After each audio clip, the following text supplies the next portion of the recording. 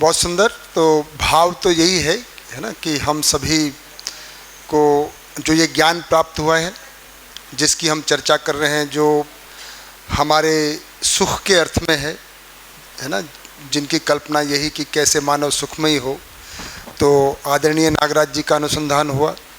उन्होंने भी, जब आप मानव व्यवहार दर्शन पढ़ेंगे तो दूसरा ही चैप्टर है ना, पहला सहस्तित्व है और दूसरा कृतज्ञता है। तो उन्होंने भी पूरी मानव जाति को, परंपरा को, जिन्होंने भी है ना हमको यहाँ तक पहुँचने में, इस ज्ञान को यहाँ तक लाने में सहायता किए, सहयोगी किए, सबके प्रति उन्होंने कृतज्ञता की है। कृतज्ञता पूर्वक ही हम अध्ययन कर पाते हैं, है ना, क्योंकि जब हमारा नागराज जी के प्रति जिनसे हमको मिला है तो हमारे मन में जो भाव उमड़ता है तो हमारी स्वीकृति बढ़ती है। नहीं तो हम कैसे इसको गलत साबित किया जाए, है ना, ये हमारा कहीं ना कहीं चला जाता है।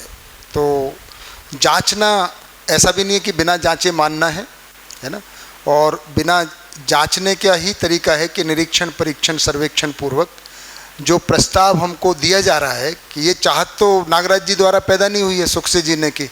नागराज जी से पहले भी मानव सुखी होना ही चाहता रहा है, शोध करता रहा है, किसी ने योग के द्वारा, किसी ने भक्ति के द्वारा, या कई तरह के तरीके अपनाए हैं आदर्श, जिसकी हमने एक भौतिकवाद और आदर्शवाद के रूप में किया है। ये मानव ने प्रयास किया है, क्योंकि मानव है, ये एक वास्तविकता है, सच्चाई है, अस्तित्व है।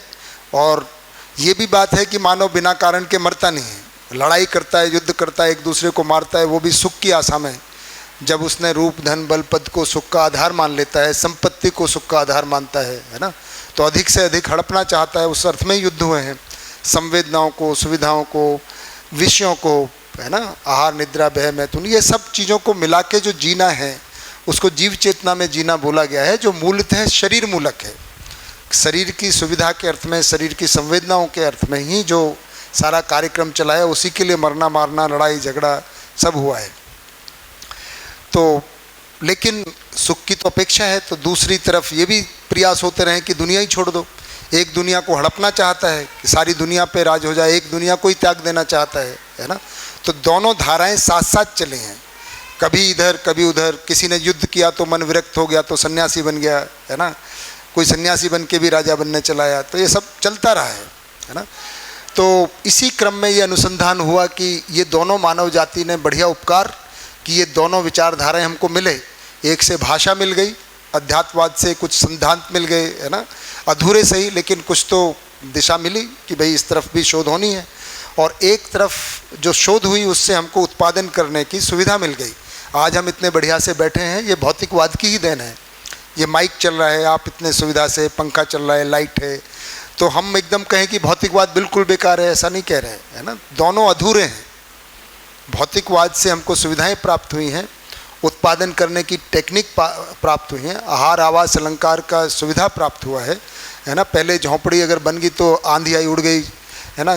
दिन का बहुत सारा समय मकान की देखरेख में ही निकल जाता था। बारिश आ रही है तो उसकी तैयारी करो 1 महीने, है ना, कैसे उस पर मिट्टी डालो, ये करो, रोज़ पुताई करो। अभी क्या मकान बन गया, साल 2 साल में पुताई करेंगे, वो भी अगर देखने में अच्छा नहीं लगे तो, नहीं तो क्या फ़र्क पड़ता है ना।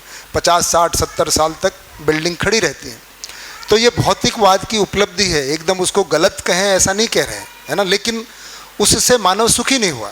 तो दोनों बातें हैं, उपलब्धि है, हमको सुविधाएं मिली हैं, आसानी हुई है जिंदा रहने में, लेकिन सुखी हो गए ऐसा नहीं हुआ। दूसरी तरफ हमको पता चला कि शरीर से अलग भी कोई वास्तविकता है। ये तो आदर्शवाद, है ना, अध्यात्मवाद ने पहले दे दिया है। कुछ टेक्निक भी दी किस तरह से, है ना, हम कितना नज़दीक पहुंच सकते हैं, कैसे वास्तविकताओं को समझ सकते हैं जो कि ज्ञान गोचर हैं, जो केवल इंद्रिय गोचर नहीं है, भौतिक नहीं है, अभौतिक और रासायनिक कुछ वास्तविकताएं हैं जिसको आत्मा नाम दिया गया, रूह नाम दिया गया। ऐसा हर संप्रदाय में कुछ ना कुछ ये मानते ही हैं। ये भी कल्पना की गई कि दुनिया है तो इसको चलाने वाला कोई होगा, है ना, तो कोई होगा ऐसा सोचा गया। वास्तविकता पता चली तो कोई चलाने वाला नहीं है, दुनिया चल रही है, सृष्टि चल रही है, परंतु कोई वास्तविकता है जिसको हम व्यापक कह रहे हैं, है ना, जो ऊर्जा है, ज्ञान है ना, और अखंड है, पारदर्शी है, पारगामी है। इस तरह से मध्यस्थ दर्शन तक हम पहुँचे और इसका अभ्यास कर रहे हैं, इसी का अध्ययन कर रहे हैं कि यहाँ जो प्रस्ताव हैं मेरे सुखी होने के लिए, मेरे परिवार के सुखी होने के लिए, समाज के सुखी होने के लिए और पूरी मानव जाति के सुखी होने के लिए प्रस्ताव है। इसको जांचना ही अध्ययन है कि क्या मेरे लिए पूरा पड़ेगा, मेरे परिवार के लिए, अगर इसके हिसाब से मैं जीने जाता हूँ, है ना। पहले तो अवधारणा है, तो पहले तो सुनने में कैसा लगता है यही पता चलता है। भाई कोई बात सुनने में कैसी लगती है हमको पता चलता ही है, भाषा से हमको भास होता है। तो अध्ययन का मतलब हम जांच ही रहे हैं कि सुन के कैसा लग रहा है, फिर हम तर्क लगाते हैं। हम सब मिलके तर्क लगाते ही हैं कि ऐसा है तो वहाँ तो ऐसा लिखा है, तुरंत चलता ही रहता है, ऐसा कैसे है ना, ऊर्जा कैसे है, ये गठन पूर्ण कैसे हो गया, ये तर्क पूर्वक हम देख रहे हैं इसको, है ना। ऐसा ही परमाणु क्यों है ना, बीच में एक ही क्यों रह गया, है ना। तो ये सब क्या हुआ, तर्क। सुनने में ठीक लगता है, कोई अमरत्व है, कोई वास्तविकता है। तो इस तरह से अध्ययन का मतलब है जो हमको प्रस्ताव मिल रहे हैं, क्योंकि नागराज जी ने तो अनुसंधान कर दिया, उन्होंने जी के देख लिया, उन्होंने बताया भाई देखो मैं तो खुश हो गया। ऐसे ही बोलेगा आदमी, और क्या बोलेगा। कोई दुखी होता है तो वो रोता है कि मैं दुखी हूँ, मेरी पत्नी मुझे मारती है, या मेरा पति मुझे मारता है, या बच्चे मेरा सम्मान नहीं करते हैं, या पड़ोसों से झगड़ा रहता है। ऐसे बोलता है कि नहीं बोलता है। हम में से कोई कहता है मैं बहुत सुखी हूँ, कहने के लिए बोलते हैं भाई क्या हाल चाल है, वैसे तो ठीक है, लेकिन घर में माँ की टांग टूट गई है, उसमें लगे रहना पड़ता है। और बताइए, और तो सब ठीक है, लेकिन बीवी घर छोड़ के भाग गई है, अब क्या किया जाए। मतलब सारी परेशानियां बताता है। कोई आदमी ऐसा कहता है कि नहीं मैं बिल्कुल समाधानित हूँ, मेरे पास सब सवालों का जवाब है, मैं खुश हूँ और आप भी खुश हो सकते हो, ऐसा कोई बोलता है? आप पूछिए किसी को, हाँ भाई क्या हाल चाल है, सारे दुख दर्द होएगा। थोड़ा सा उसका छेड़ दो, है ना, कहीं से, बच्चों का, माँ बाप का, सब समाज का, सरकार का, और कुछ नहीं मिलेगी तो सरकार के सर पे ठीकरा तोड़ेगा, कुछ काम नहीं करती है ना, बड़ी भ्रष्ट सरकार है। कोई भी सरकार हो, इसका मतलब ये नहीं कि बीजेपी हो, आप हो, कांग्रेस, से कोई मतलब नहीं है उसको तो बस भड़ास निकालनी है। सड़कों पे इतने गड्ढे हैं, मेरी साइकिल टूट गई, मैं गिर गया था, मोटरसाइकिल से गिर गया, मेरी टांग टूट गई, सरकार जिम्मेदार है, कोई काम नहीं करता है, भड़ास निकालने है उसको, तो क्या करना है। कोई आदमी नहीं मैं बड़े आनंद में रहता हूँ, कोई बोलता है? नहीं, कोई नहीं बोलता है। एक व्यक्ति बोला कि देखो मैंने बहुत प्रयास किया, मैंने वेदों को पढ़ा, समाधि संयम किया, सवालों का जवाब नहीं मिला, लेकिन संयम किया तो सवालों का जवाब मिला। समाधि में नहीं मिला, है ना। समाधि में ये तो हो गया कि हाँ भाई मुझे कोई पीड़ा नहीं है, कोई चिंता नहीं है, लेकिन संयम से मुझे सब सवालों का जवाब मिल गया। और मुझे ही नहीं मिला, आपको भी मिल सकता है। और जैसे मैं सुख शांति संतोष आनंद में जिया हूँ, आप जी सकते हैं, सारा परिवार जी सकता है, सारी मानव जाति जी सकती है। ये उनका प्रस्ताव है। क्या करना पड़ेगा, मैंने शोध कर दिया है, आप इसको पढ़ लो, सोचो, विचार करो, इसके हिसाब से जीने का अभ्यास करना है। सिंपल सी बात है, वैसा ही हम करते भी हैं, है ना। तो ये हम अध्ययन कर रहे हैं। इसी क्रम में हमने इस अध्ययन की जो आवश्यकता है वो हमको पता चली कि मानव जाति एक व्यक्ति से लेके पूरा परिवार समाज सुखी होना चाहता है। ये अस्तित्व सहज अपेक्षा है, अस्तित्व सहज चाहना है, अस्तित्व सहज है, हमारी अपनी बनाई हुई नहीं है। बचपन से ही हम न्याय चाहते हैं, है ना, सत्य चाहते हैं, हम सुख चाहते हैं, शांति चाहते हैं, प्रेम मोहब्बत जो भी हम बोलते हैं, अमन चैन, ये सब हमारी चाहते हैं। लेकिन हम जिंदगी में देखते हैं तो दुख, क्लेश, लड़ाई झगड़ा, युद्ध, पॉल्यूशन, है ना, अव्यवस्था, ये सब है, शोषण, अपमान, ये सब से भरा हुआ है। तो ये ऐसा तो दुनिया नहीं है, ये किसी को स्वीकार नहीं होती। तो कोई छोड़ देता है, कोई इसको ठीक किया जाए भाई, है ना। क्या है, जब इसमें रहना ही है, अगर हमको पता है अब 6 महीने रखना है तो कोई इस घर को गंदा करेगा। हम क्या करते हैं, थोड़ा साफ रहे, है ना, हम गंदे होने में इसमें, है ना, वो नहीं रहे। 6-8 महीने अध्ययन करना है। तो दुनिया में हमको रहना है तो अच्छी दुनिया बनाई जाए, पहले खुद अच्छे बने, फिर दुनिया के सही होने में हम सहयोगी हो पाएँ। तो उसका रास्ता है अध्ययन। तो ये अध्ययन की आवश्यकता है। और अध्ययन की प्रक्रिया हमने बताई कि ये नागराज जी को अनुभव हुआ है। उन्होंने कुछ अस्तित्व में, क्योंकि जो कुछ भी हमको कार्यभार करते हैं और जो हमें फीलिंग होती है वो मान्यताओं से होती है। जैसा हम मान लेते हैं वैसा भाव बनने लगता है। मान्यता के आधार पर भाव और विचार बनता है। किसके आधार पर बनता है? मान्यताओं के आधार। हमको, मैंने उदाहरण दिए थे, अगर कोई बता दे कि खाना आज नहीं है तो किसी का मन नहीं लगेगा, है ना। या संस्थान में बहुत सारे सांप बिच्छू हैं, आप रात को निकलोगे ही नहीं जैसे, है ना। तो मान्यता से, और फिर रस्सी भी दिखाई देगी या पत्थर भी दिखाई गए तो बिच्छू ही दिखाई देगा। क्योंकि कल निष्ठा दीदी को थोड़ा काट लिया तो अब हम सब सावधान हो गए, है ना। तो थोड़ा भय हो गया कि अब रात को थोड़ा सावधानी से, सावधानी भी हो सकती है, भय भी हो सकता है।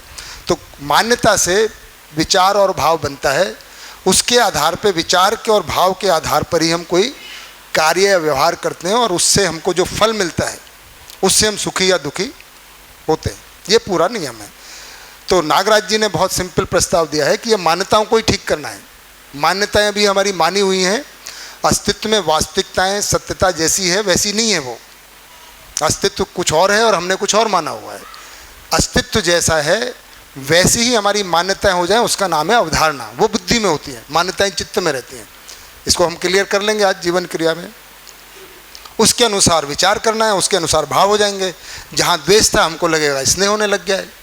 जब हम सब लगेगा कि सब है ना एक ही है, मानव जाति एक है, तो हमको द्वेष खत्म होने लगता है। जो संप्रदाय के नाम पे हिंदू, मुस्लिम, सिख, ईसाई, क्रिश्चियन, पता नहीं क्या क्या हमने बांटा हुआ है, जाति के नाम पे ऊंची जाति, छोटी जाति, बड़ी जाति, मोटी जाति, पतली जाति, ऐसे सब माना हुआ है।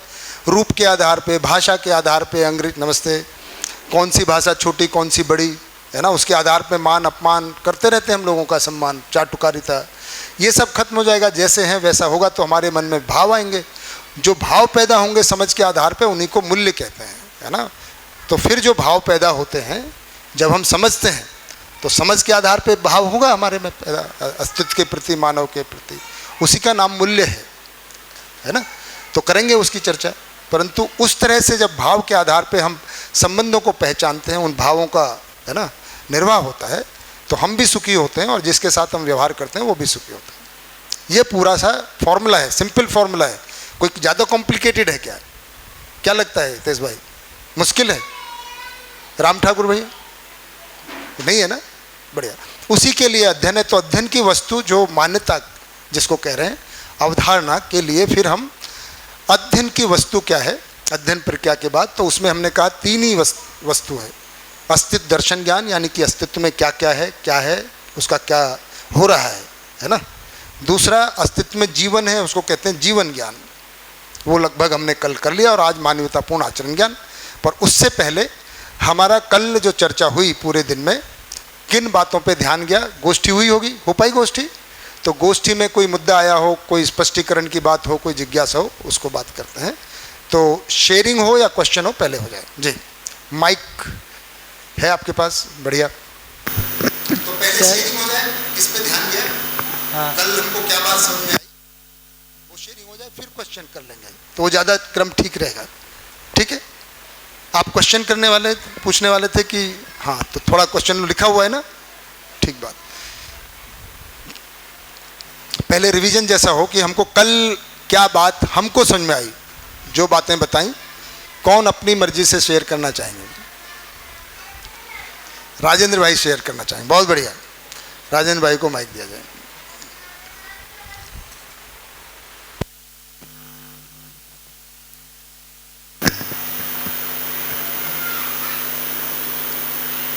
कल जीवन परमाणु के अच्छे समझ में आया। उसके अंदर आपने बताया था कि सारे अंश एक जैसे ही होते हैं और फिर उनसे परमाणु बनता है, और फिर आपने वो एक सर्कल बना के उसके अंदर आत्मा, चित्त, बुद्धि, आत्मा के अंदर एक अंश, एक परमाणु होता है और उस एक अंश होता है, और उसके बाद चित्त, वृत्ति, और इनके अंदर 8 इस तरह से होते हैं। तो ये कल मेरे को अच्छे समझ में आया था। हाँ, मैं देख लूँगा।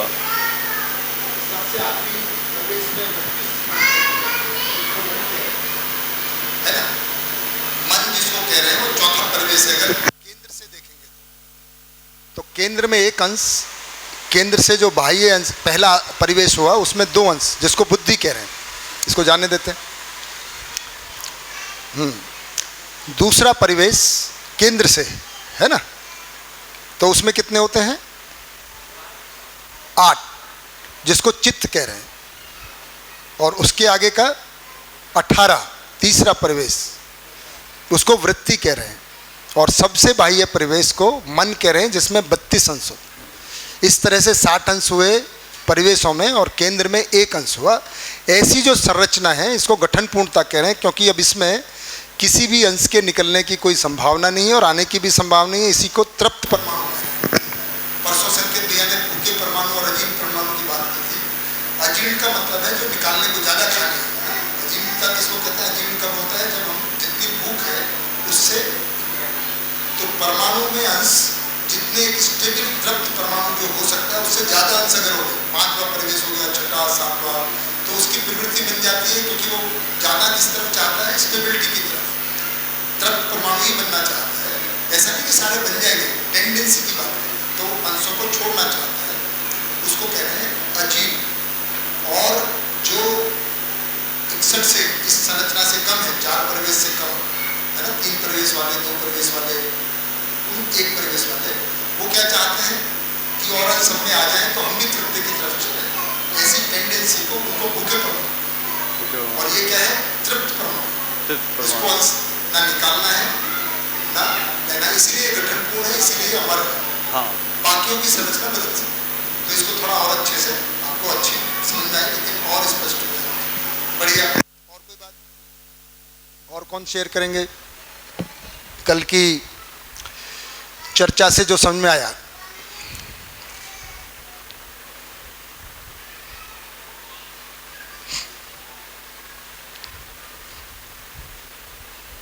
आप इंतजार करने में नाम लूं या अपने से कोई पता नहीं? नाम लूं भैया? तो अनादि भाई का नाम लेते हैं।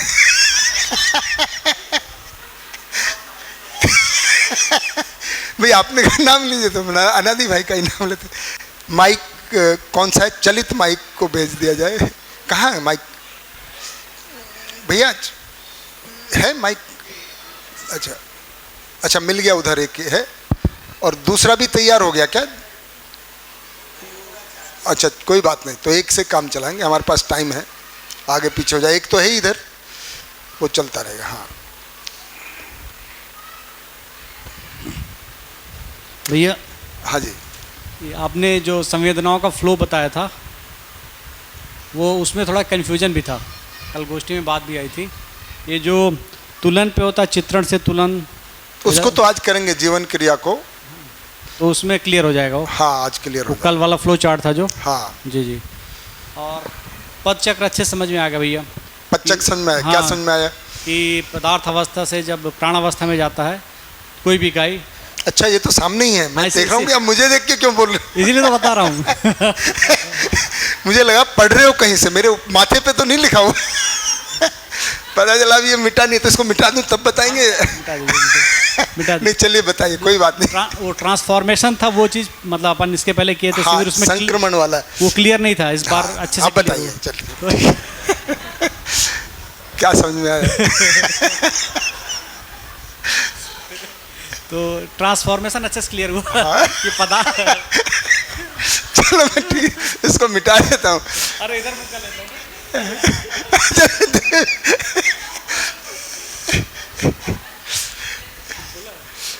अनादि भाई ने देखा, बड़ा सिंपल सा है, खुला ही हुआ है। हाँ बताइए भैया, क्या समझ में आया पद चक्र में?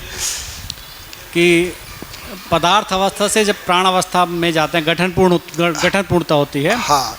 तो कोई भी इकाई, परमाणु या इकाई बोलेंगे, तो पदार्थ अवस्था से प्राण अवस्था में जाता है, और अगर उसमें रिवर्स भी हो सकता है, प्राण अवस्था से पदार्थ अवस्था में भी आ सकता है। ठीक बात। ये गठन पूर्णता की श्रेणी में होता है। गठन पूर्ण हुआ जब नहीं, ये पद चक्र हुआ, प्राण पद चक्र, मतलब अभी गठन पूर्ण नहीं हुआ, यहाँ से गठन पूर्ण हुआ तब आगे के बाद। अच्छा, इसके बाद गठन पूर्ण होगा तो ट्रांसफॉर्मेशन होगा। हाँ है ना। तो फिर प्राण अवस्था से चला जाएगा वो जीव अवस्था में। हाँ।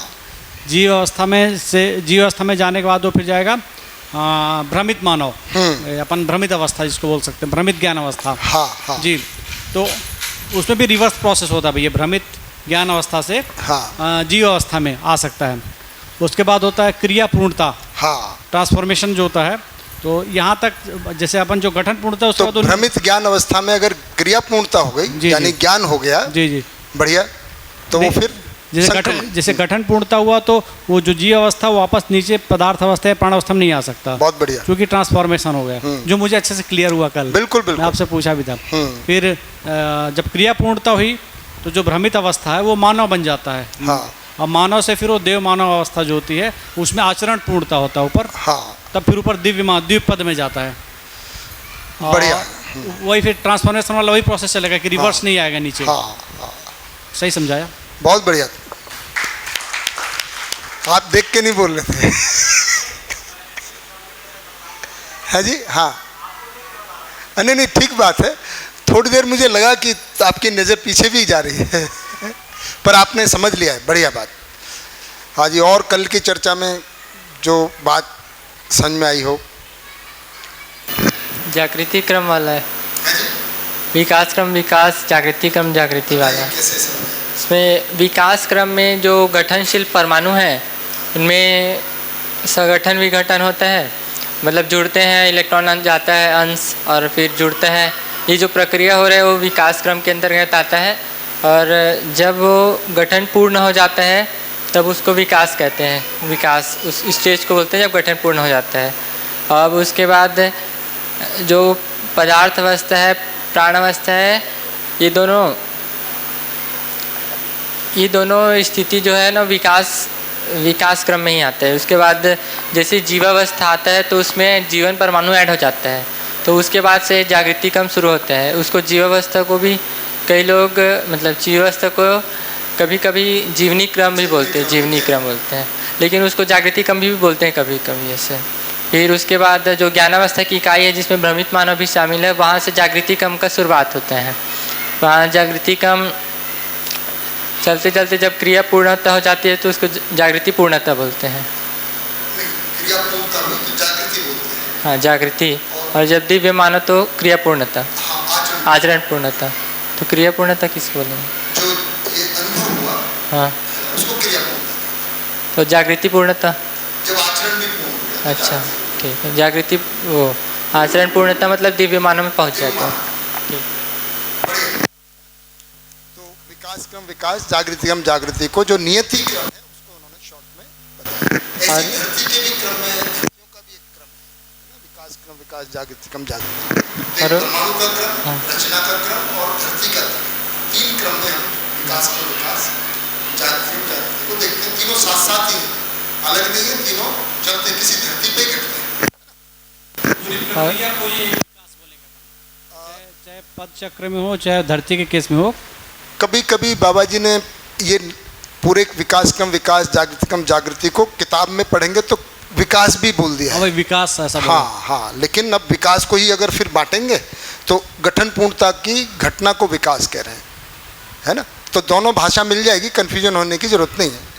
आपको कॉन्टेक्स्ट से क्लियर हो जाएगा। लेकिन अपूर्ण से पूर्ण की ओर जा रहा वो उसमें क्रम लग जाएगा, विकास क्रम ये क्रम ही है। हाँ, पूर्ण से पूर्ण की ओर जाएगा, अपूर्ण से पूर्ण हो जाएगी तो विकास हो जाएगा। बिल्कुल। सरपद चक्र का मैं भैया बोले तो उसमें थोड़ा ऐड करना है कि जो पदार्थ अवस्था है और प्राणावस्था, ये जब किसी धरती पर पदार्थ अवस्था है प्राणावस्था है तो वो पदार्थ है, प्राण भी बनेगा और प्राण सब खत्म हो जाएगा, उसका मतलब कि सूख जाएगा पेड़, तो वो नष्ट होकर फिर जड़ में वो पदार्थ में आ जाएगा।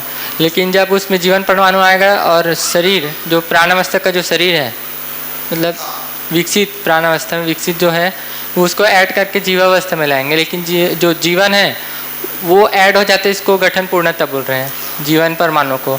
और जो शरीर है जीवावस्था को तो फिर से मिट्टी में मिल सकता है, मतलब पदार्थ अवस्था में आ सकता है। तो पद चक्र में जो शुरू से लेकर पदार्थ अवस्था से दिव्य मानव तक उसमें जो शरीर है वो फिर से पदार्थ अवस्था में आ सकता है। लेकिन जीवन परमाणु का जो है वो गठन पूर्ण हुआ तो वापस वो गठनशील नहीं होगा।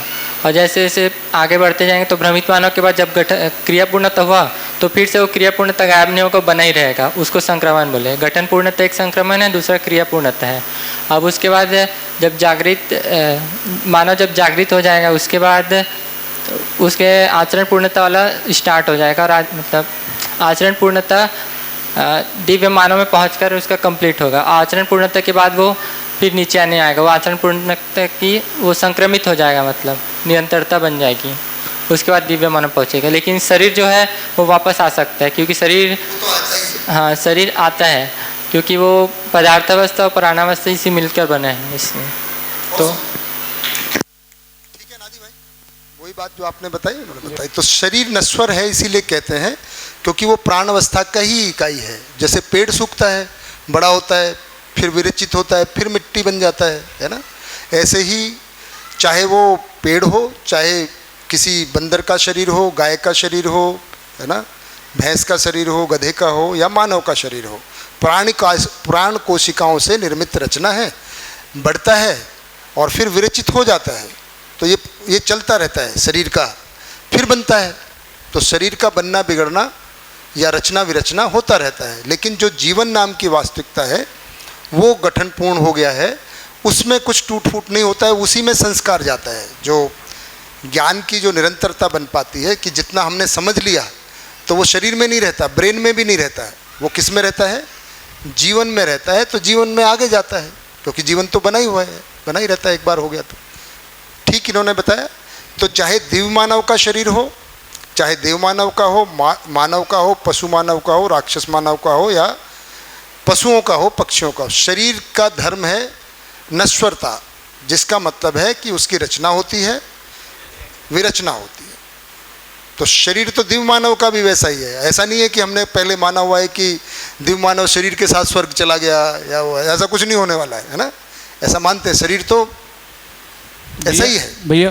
ये नश्वर और शाश्वत एक ही चीज हुआ? हाँ, मैंने दोनों को एक ही जगह लिखा हुआ है। दोनों एक ही चीज है ना? दोनों एक ही चीज है। नश्वर दिखाता है, पर्यायवाची बोलना चाहिए। नश्वर दिखाता है कि रचना विरचना होती रहती है, शाश्वत का मतलब है कि रचना विरचना होते हुए सब बना रहता है, सबकी परंपरा बनी रहती है। इसलिए नागराज जी को जो शंका हुई थी, ब्रह्म सत्यम जगत मिथ्या,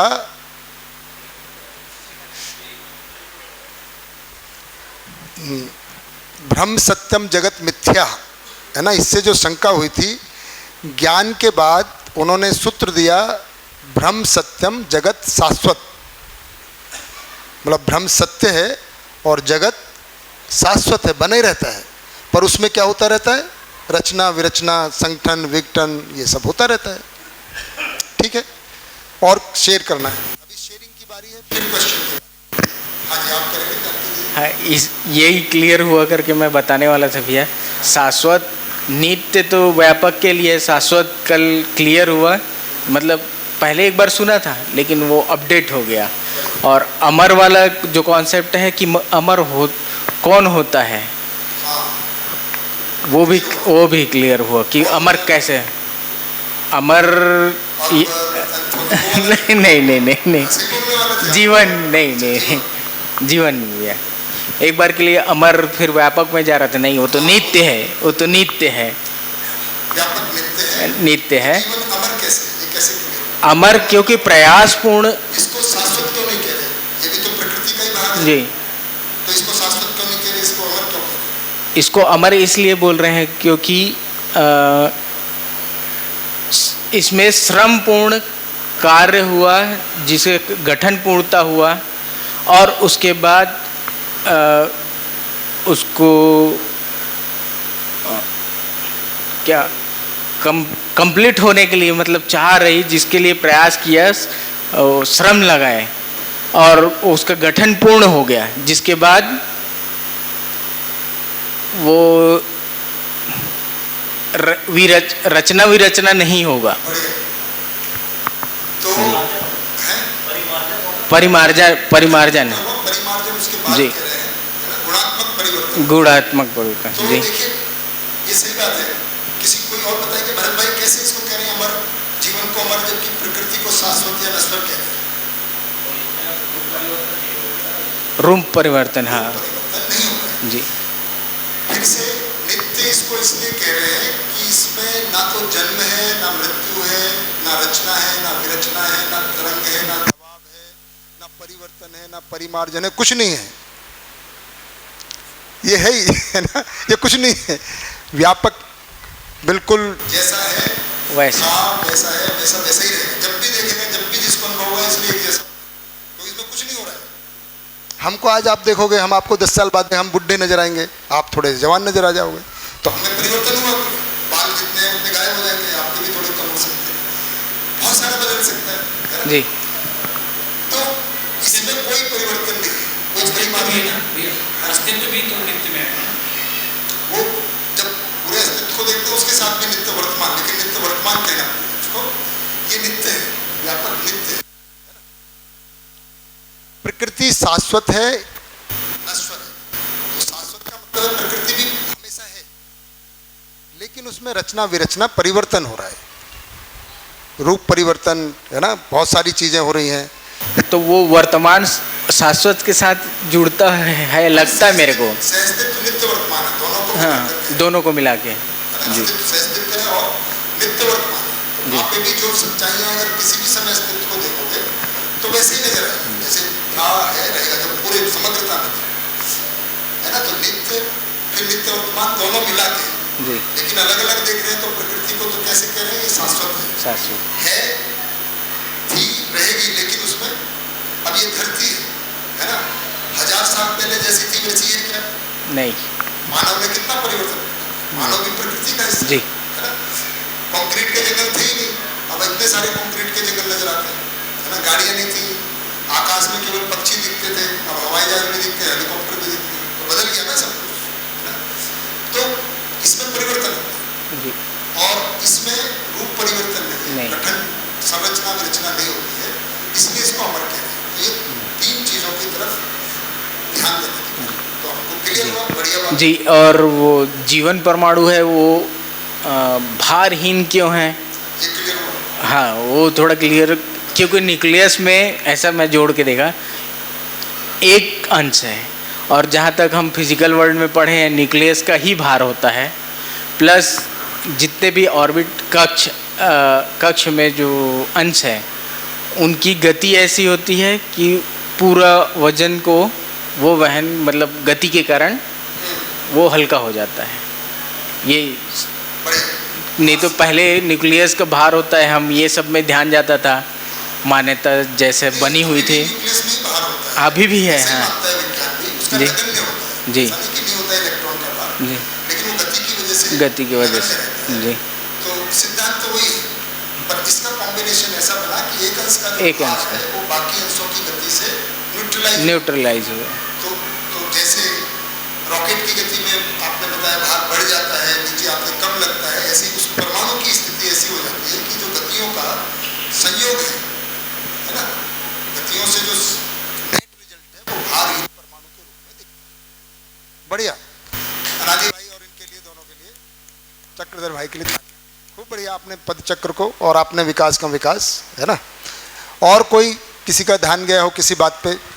इन्होंने अमृत नसरत, जानकी दीदी कुछ माइक लेके तैयार हैं जी, दीदी बताइए आपको क्या बात स्पष्ट हुई? कल सबसे ज़्यादा ध्यान गया वो इस बात के लिए कि जो आपने बोला था सॉल्ट का परमाणु है, शुगर परमाणु है और गोल्ड का है, तो ये दिखने में अलग अलग दिखते हैं, लेकिन जो अणु परमाणु और परमाणु अंश तक वो एकदम स्मॉलेस्ट पार्ट हो जाता है, तो सारे एक जैसे होता है, एक जैसे है। बढ़िया बात। परमाणु अंश एक ही है, वो बात बहुत अच्छी लगी मुझे। और फिर तभी आपने वो मात्रा और भार का डिफरेंस बताया था कि मात्रा सभी परमाणु अंशों में सेम रहती है, हाँ। अणु में या परमाणु में, लेकिन जो भार है वो परस्परता में होता है, वो कहाँ पे है उसके हिसाब से वो चेंज होता रहेगा। दूसरी एक बात बहुत अच्छे से समझी, वो है कि जब भी मन से बुद्धि की और अपनी गति होती है तो उसको प्रत्यावर्तन कहते हैं, और जब भी बुद्धि से नीचे की तरफ फ्लो आता है तभी उसे परावर्तन कहते हैं। वो बात। बढ़िया दीदी, इसको आत्मा तक जोड़ लें, मतलब केवल मन से बुद्धि तक नहीं, मन से आत्मा तक। हाँ। मैं ऐसे गति बताने वाली थी कि अच्छा। मन से वृत्ति, वृत्ति से चित्त, चित्त से बुद्धि, हाँ, हाँ, हाँ, और बुद्धि से आत्मा। तो आज और इसको क्लियर करेंगे जीवन क्या को। बहुत बढ़िया जानकी दी ने 2-3 चीज़ों की, तो शेयरिंग से क्या होता है, अलग अलग चीज़ों पे ध्यान जाता है ना। तो आपने विकास क्रम, विकास नियति क्रम को बताया, पद चक्र को, उन्होंने पद चक्र को, इन्होंने जीवन, असुरत, नसुरत, और उन्हें भार और मात्रा में फर्क। और ये बढ़िया बात है, अंश तो रूप गुण स्वभाव धर्म किसका हो रहा है? परमाणु से शुरू होता है। अंशों से जो हाइड्रोजन का परमाणु बन गया उसका गुण धर्म बदल गया, गुण बदल गया, स्वभाव बदल गया, है ना, रूप बदल गया। अंश का रूप गुण स्वभाव धर्म एक जैसा ही है, सब एक है, क्योंकि एक जैसा ही है सारे अंश। परमाणु से अणु, अब 2 तरह के परमाणु मिलेंगे और 1 तरह के परमाणु मिलेंगे, 2 ही बात हो सकती हैं। तो जैसे सोने के परमाणु मिलेंगे तो सोने का अणु भी परमाणु जैसा होगा, लेकिन नमक का जो अणु है उसमें 2 अलग अलग तरह के परमाणु मिल रहे हैं। सोडियम का परमाणु मिल रहा है, क्लोरीन का मिल रहा है। जैसे पानी का अणु बन रहा है, 2 हाइड्रोजन के परमाणु मिल रहे हैं और 1 ऑक्सीजन का मिल रहा है। तो अणु जो है वो एक जैसे परमाणुओं से भी बन सकता है और अलग अलग परमाणुओं से भी बन सकता है, और अलग अलग परमाणुओं से ही फिर ये जो कोशिकाएं हैं, जो रचनाएं हैं, ये बहुत सारे अलग अलग तरह के परमाणु, अलग अलग तरह के अणुओं से मिलकर बनी हैं। तो जब हम चीनी को देखते हैं तो उसमें कई तरह के परमाणु हैं, कार्बन, हाइड्रोजन, और जब हम एक पत्ती को देख रहे हैं तो उसमें तो बहुत सारे हैं, और हमारी बॉडी में तो लगभग सारे ही परमाणु मिल जाएंगे, है ना। कोशिकाओं में पूरी भौतिक रासायनिक क्रियाएं भी हो रही हैं, तो ये सबसे विकसित प्राण अवस्था की सबसे विकसित रचना है ना। तो ये बढ़िया बात दीदी, बढ़िया। और कौन जिनको लगता है कि अपने से हमको कोई कल्प, गीतेश्वरी दीदी बताना चाह रही हैं, माइक इधर है।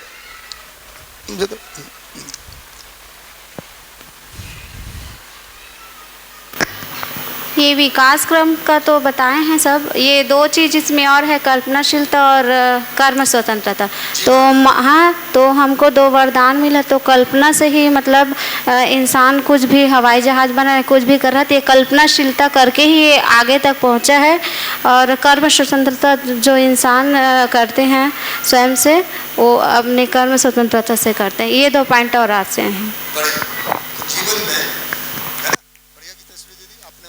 पॉइंट को बताया कि आशा विचार इच्छा में कल जो एक बात हुई थी कि जानवरों में कितना होता है, तो कल्पनाशीलता और कम स्वतंत्रता नहीं होती है ना। उनमें इतनी ही कल्पना है जितनी उसका विकास नहीं हो पाता है। जैसे बया भी है तो घोंसला बनाती है तो कितना बढ़िया बना लेते हैं, लेकिन वैसा ही बनाती है। उसको मॉडिफाई कर ले कि नहीं हवा में उड़ जाता है, चलो इसका नहीं बनाते, कंक्रीट का बना लेते हैं, है ना। ऐसा नहीं सोच पाती, इसको कल्पनाशीलता करें। जो वातावरण का देखकर उसके अनुकूल और कोई उसमें सुधार कर दे, जबकि मानव ने किया है। पहला जैसा घर था आज ऐसा घर नहीं है, पहले जैसा खाते थे आज ऐसा नहीं खाते हैं, है ना। तो कल्पनाशीलता और कम स्वतंत्रता जीवन में मानव में विकसित है, पशुओं में बहुत कम होती है। चित्रण की क्रिया भी जानवरों में, पशु पक्षियों में होती है, कम होती है। वो इतना चित्रण नहीं कर पाते कि जैसे घर का चित्रण बदल दें, कार का बदल दें, लेकिन जितना उनको जिंदा रहने के लिए, अपने विषयों के लिए जीने की आशा के अर्थ में जितनी कल्पनाशीलता यानी कि चित्रण की आवश्यकता है, उतनी क्रिया होती है। अगर गाय एक बार अपने मालिक को पहचान लेती है, घर को तो जंगल में छोड़ो अपने घर आ जाती है ना। अब अगर याद नहीं रहेगा तो कैसे आएगी, चित्रण नहीं बनेगा तो लौट के नहीं आ पाएगी। कुत्ता अपने मालिक को पहचानता है, दूसरा कोई आता है तो भौंकता है, तो उसको याद है ना कि भाई ये बाल वाला है, ऐसा आदमी, ये मेरा मालिक है, ये खाना देता है, और ये तो फालतू है, ये तो पता नहीं कहीं, है ना। तो उस पर भौंकता है, ठीक है। तो ये कल्पनाशीलता कम स्वतंत्रता से जो जुड़ा हुआ मुद्दा है। बढ़िया, एक पॉइंट और जानकारी भैया, कल और एक बात समझ में आई थी कि जो व्यापक है वो अरूपात्मक इसमें जाता है, और जड़ और चैतन्य रूपात्मक, हाँ रूपात्मक इसमें जाता है। तो मुझे जो चैतन्य है वो अरूपात्मक ही लग रहा था, तो वो बात एकदम अच्छे से क्लियर हो गई। उसका रूप है कि वह आँख से नहीं दिखाई देता, ज्ञानेंद्रिय से हम लोग उसको पहचान सकते, ज्ञान से हम पहचानते हैं। बिल्कुल बढ़िया। अब और कोई, क्योंकि आज मैं सबका नंबर नहीं लूँगा मुकुंद भाई, आज तो मैं जो स्वेच्छा से बताना चाहते हैं है ना, ठीक है। अब क्वेश्चन की तरफ चलते हैं। शेयरिंग हो गई, तो क्वेश्चन पहले हितेश भाई का। कल थोड़ा वही वाला क्वेश्चन था कि जो ऐष्णा होता है, लोकेष्णा, उत्तृष्णा और वित्तृष्णा, ये तो मतलब ये व्यवस्था के अर्थ में अच्छा ही लग रहा है, तो जागृत दिव्य मानव में ख़त्म क्यों जाता है? हाँ, ये बढ़िया बात है ना। चलिए इसको थोड़ा लेते हैं। ये है क्या उत्तेजना वित्तेजना, और क्योंकि इनकी जरूरत पड़ेगी जब हम जीवन क्रिया को देखेंगे। सर। हाँ जी भैया। भैया, हाँ जी, देविका दीदी बताइए। पहले आप शेयरिंग कर रहे हैं? नहीं सर। हाँ सर। बताइए, आपका आवाज़, अनादि भाई थोड़ा वॉल्यूम देखिएगा। आ रही है सर। हाँ अब आई। क्या बताऊँ, देख देख कर बताऊँगी सर। मन का वो जो आप बताए थे, जीवन परमाणुओं का, जीवन परमाणु जी, तो वो हमको समझ में आया था। समझ में आया जी। क्या समझ में आया दीदी, थोड़ा बताइए। मन में एक अणु परमाणु, मतलब मन में जो आत्मा आप बना सकते हैं आके, जी, थोड़ा बना के बताइए, और फिर किसको क्या कह रहे हैं, है ना। देखिए, कोशिश कीजिए।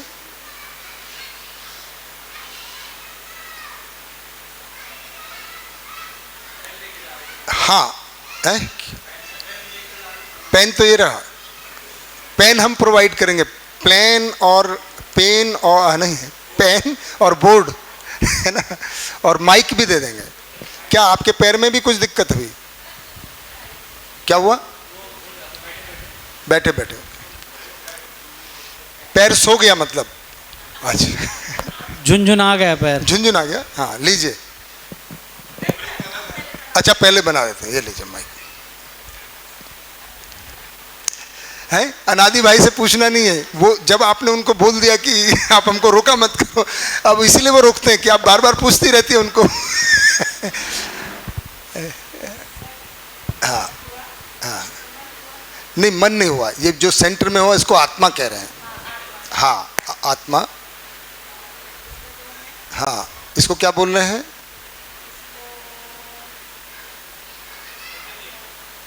ये लीजिए, देखो ये बीच में आत्मा है ना, कोई बात नहीं, आप बनाइए, नाम बाद में बोलेंगे। हाँ बुद्धि, ठीक है, वो अनादि से पहले लाइन मत खींचो, पहले आप बना दो जीवन परमाणु, और उसको लाइन खींचने की बजाय बस आप बता देना कौन सा क्या है। हाँ बिल्कुल, तो ये इसमें दो हो गया, पहला परिवेश बोलेंगे, बीच में केंद्र में आत्मा,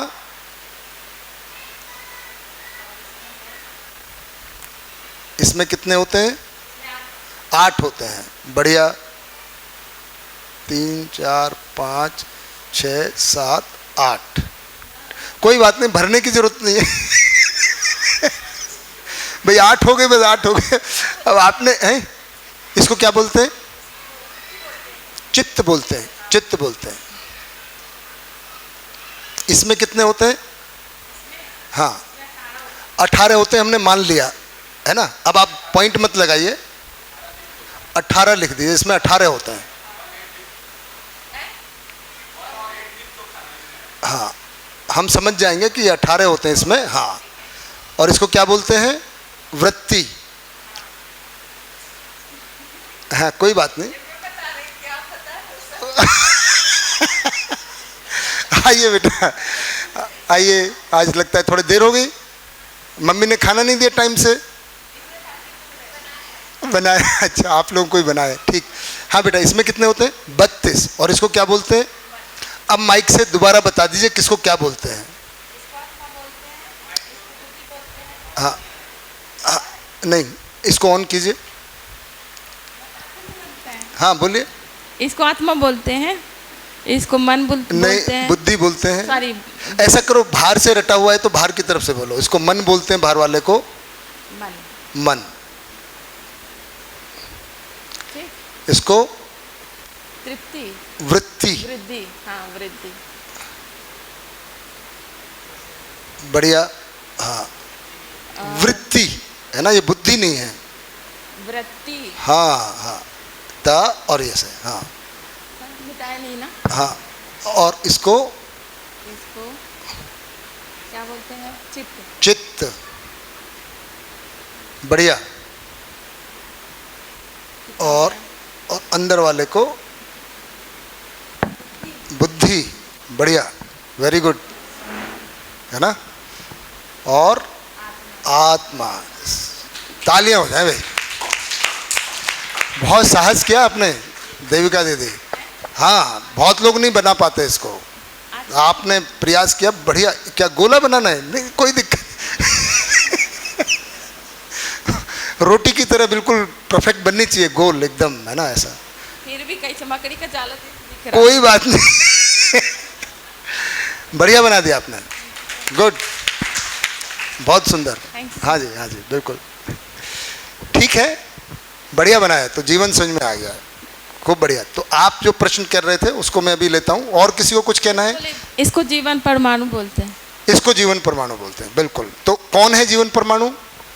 मैं और अनादि भाई, वो भी सब लोग हैं। सब लोग, ये सब जीवन परमाणु है, शरीर के साथ में है। बस कुछ दिनों के बाद शरीर नष्ट। नष्ट का मतलब मिट्टी में मिल जाना, ऐसे लोग बोलते ही रहे जी। है जी। कितने के बाद? ऐसा क्यों?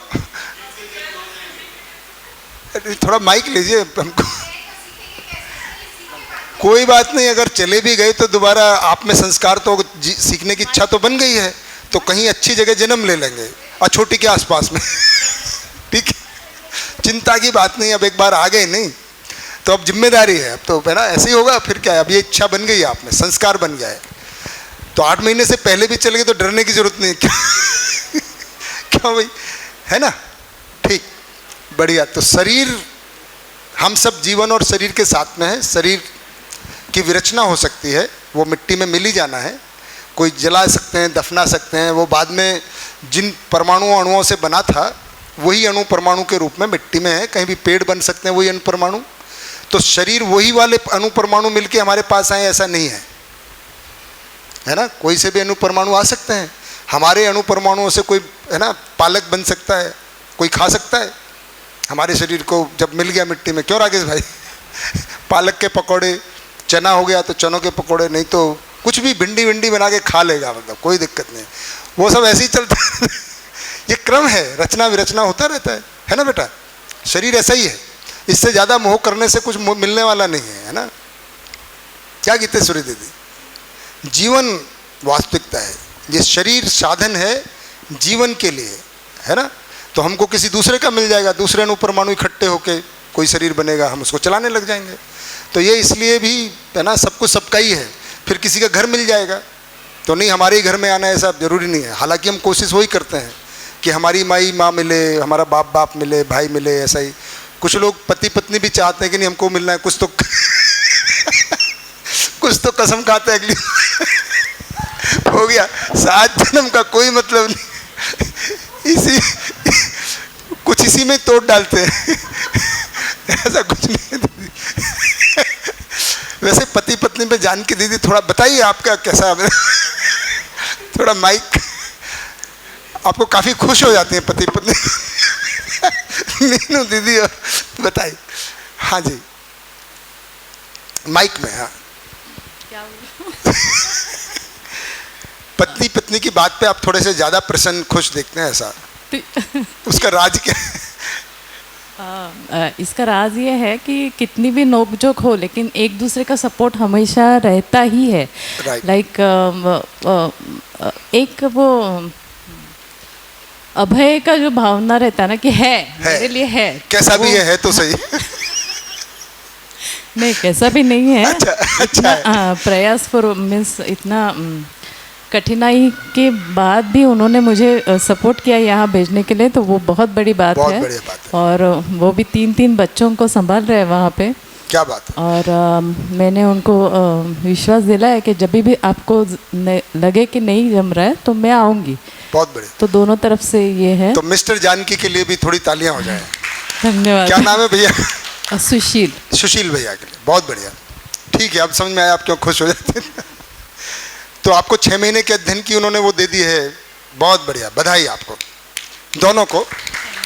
बहुत बढ़िया कि उन्होंने निर्णय में, है ना, सहयोग दिया। ये बढ़िया बात है, पति पत्नी एक दूसरे की जागृति में सहयोगी हो जाएं। दया बहन आप तो पहले से खुश हैं। 7 जन्मों का है, देखना पड़ेगा। भैया पोल खोल दी, मुझे नहीं पता था, मैंने पब्लिक में पूछ लिया है। नहीं अच्छा हो गया, अब सबको नहीं, अब माइक में बोलने की जरूरत नहीं है, जिसको आवाज आ गई ठीक है। नहीं है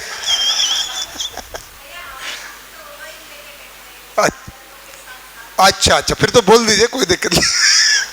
वो भैया की तरफ देख रही थी, क्या है आपका है कि नहीं है? मेरा तो है। ये तो म्यूचुअल बनना पड़ेगा ना। क्या भरत भाई है?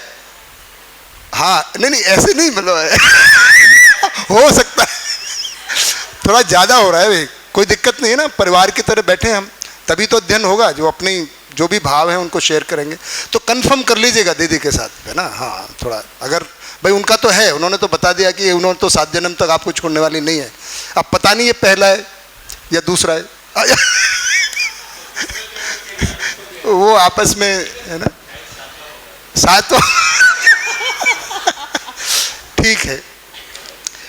तो आज तो वैसे आयरा बेटा थोड़ी लेट आई हैं, लेकिन आयरा बेटा ने वादा किया था कि आज वो बताएंगे। बेटा कल या अभी तक की जो भी बात आपको समझ में आई है ना, उसको आप शेयर करने का बोला था आपने, तो हम आपका इंतजार कर रहे थे। अभी तक सबने शेयर कर लिया है। भैया ने एक क्वेश्चन पूछा है, क्वेश्चन को बाद में लेंगे, आपकी शेयरिंग हो जाए पहले। माइक ले लीजिए।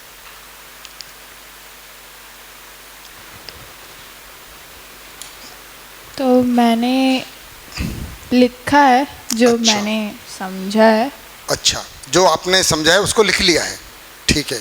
बिना पढ़ के नहीं बोल सकते ना अभी, कोई बात नहीं, ठीक है। अभी पढ़ के सुना दें, पहला अभ्यास कर रहे हैं। देखिए 5 दिन तो उनको बैठने में लगा, थोड़ा बैठने का अभ्यास किया ना, इतना क्लास में बैठना सुबह से शाम तक, तो इसके लिए तो उनके लिए है ना, इस आयु में उन्होंने बैठने का अभ्यास किया, इसके लिए आपका बहुत बहुत उत्साहवर्धन हम करते हैं, है ना।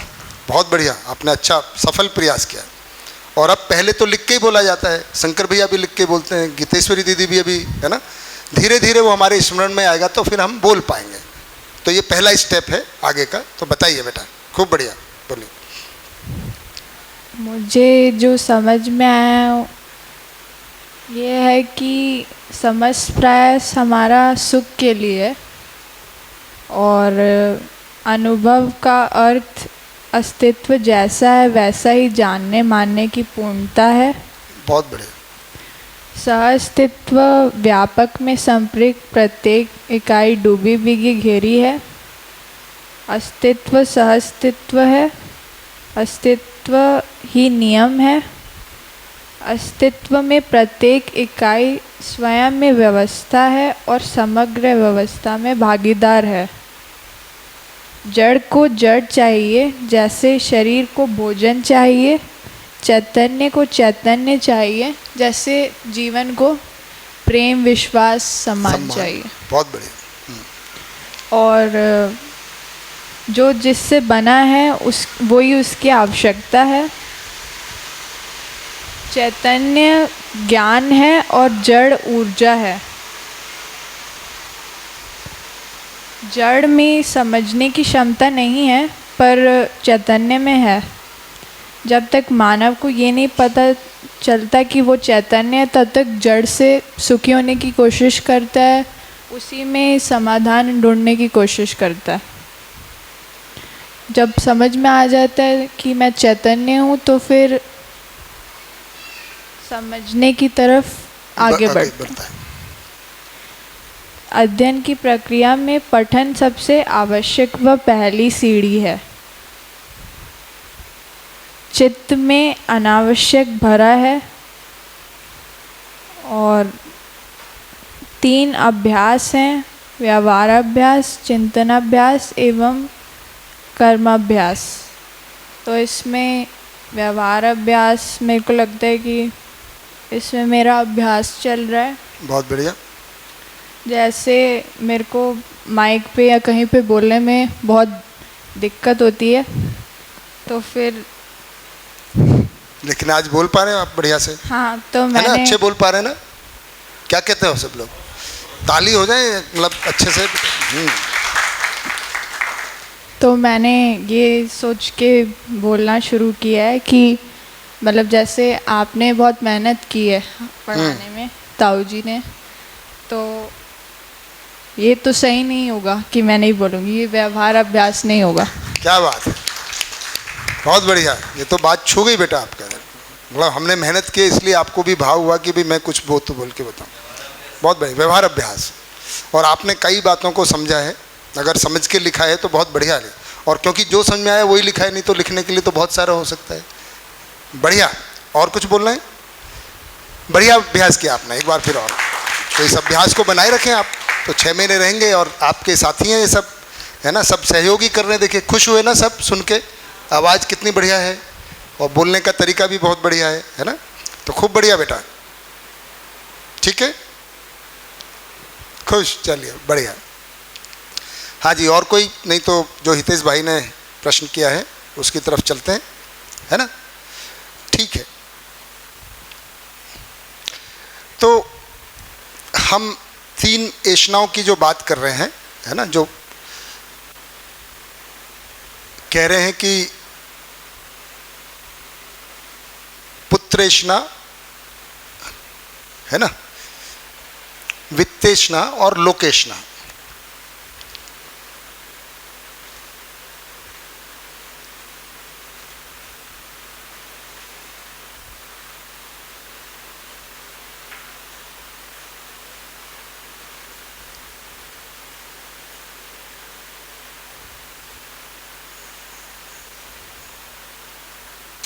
है ना। ऐसे 3 ऐषणाएं हैं। इन ऐषणाओं का क्या मतलब है, और ऐषणाओं को है ना परंपरा में बंधनी माना गया है। तो ऐषणा से पहले क्या होता है कि हम संतान की इच्छा रखते हैं, है ना। सब लोग जानते हैं पति पत्नी होते हैं, विवाह होता है तो हर कोई फिर संतान चाहता है। नहीं होती है तो किसी बाबा के पास जाते हैं, काजी के पास जाते हैं, कहीं चादर चढ़ाते हैं, कहीं प्रसाद चढ़ाते हैं, कहीं घंटी बजाते हैं, कुछ ना कुछ करते हैं, है ना।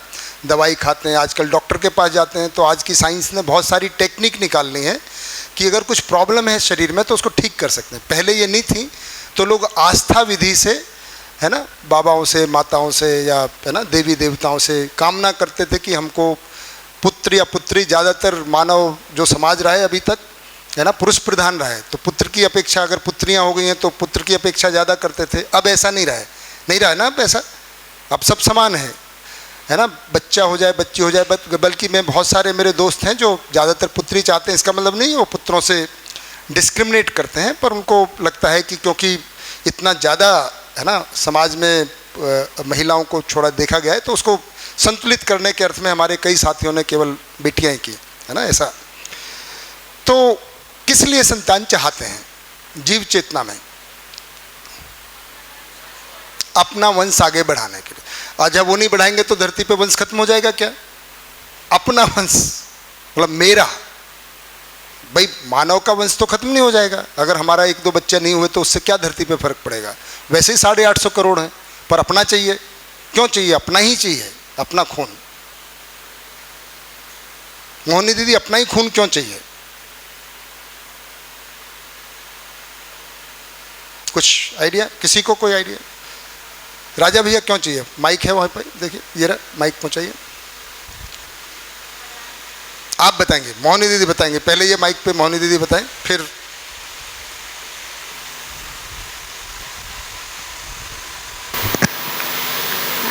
अभी हम माने अपना ही माने हैं। अभी जो अपने से खून से पैदा होता है वो अपना ही है, बाकी नहीं है, ऐसा माने हुए हैं।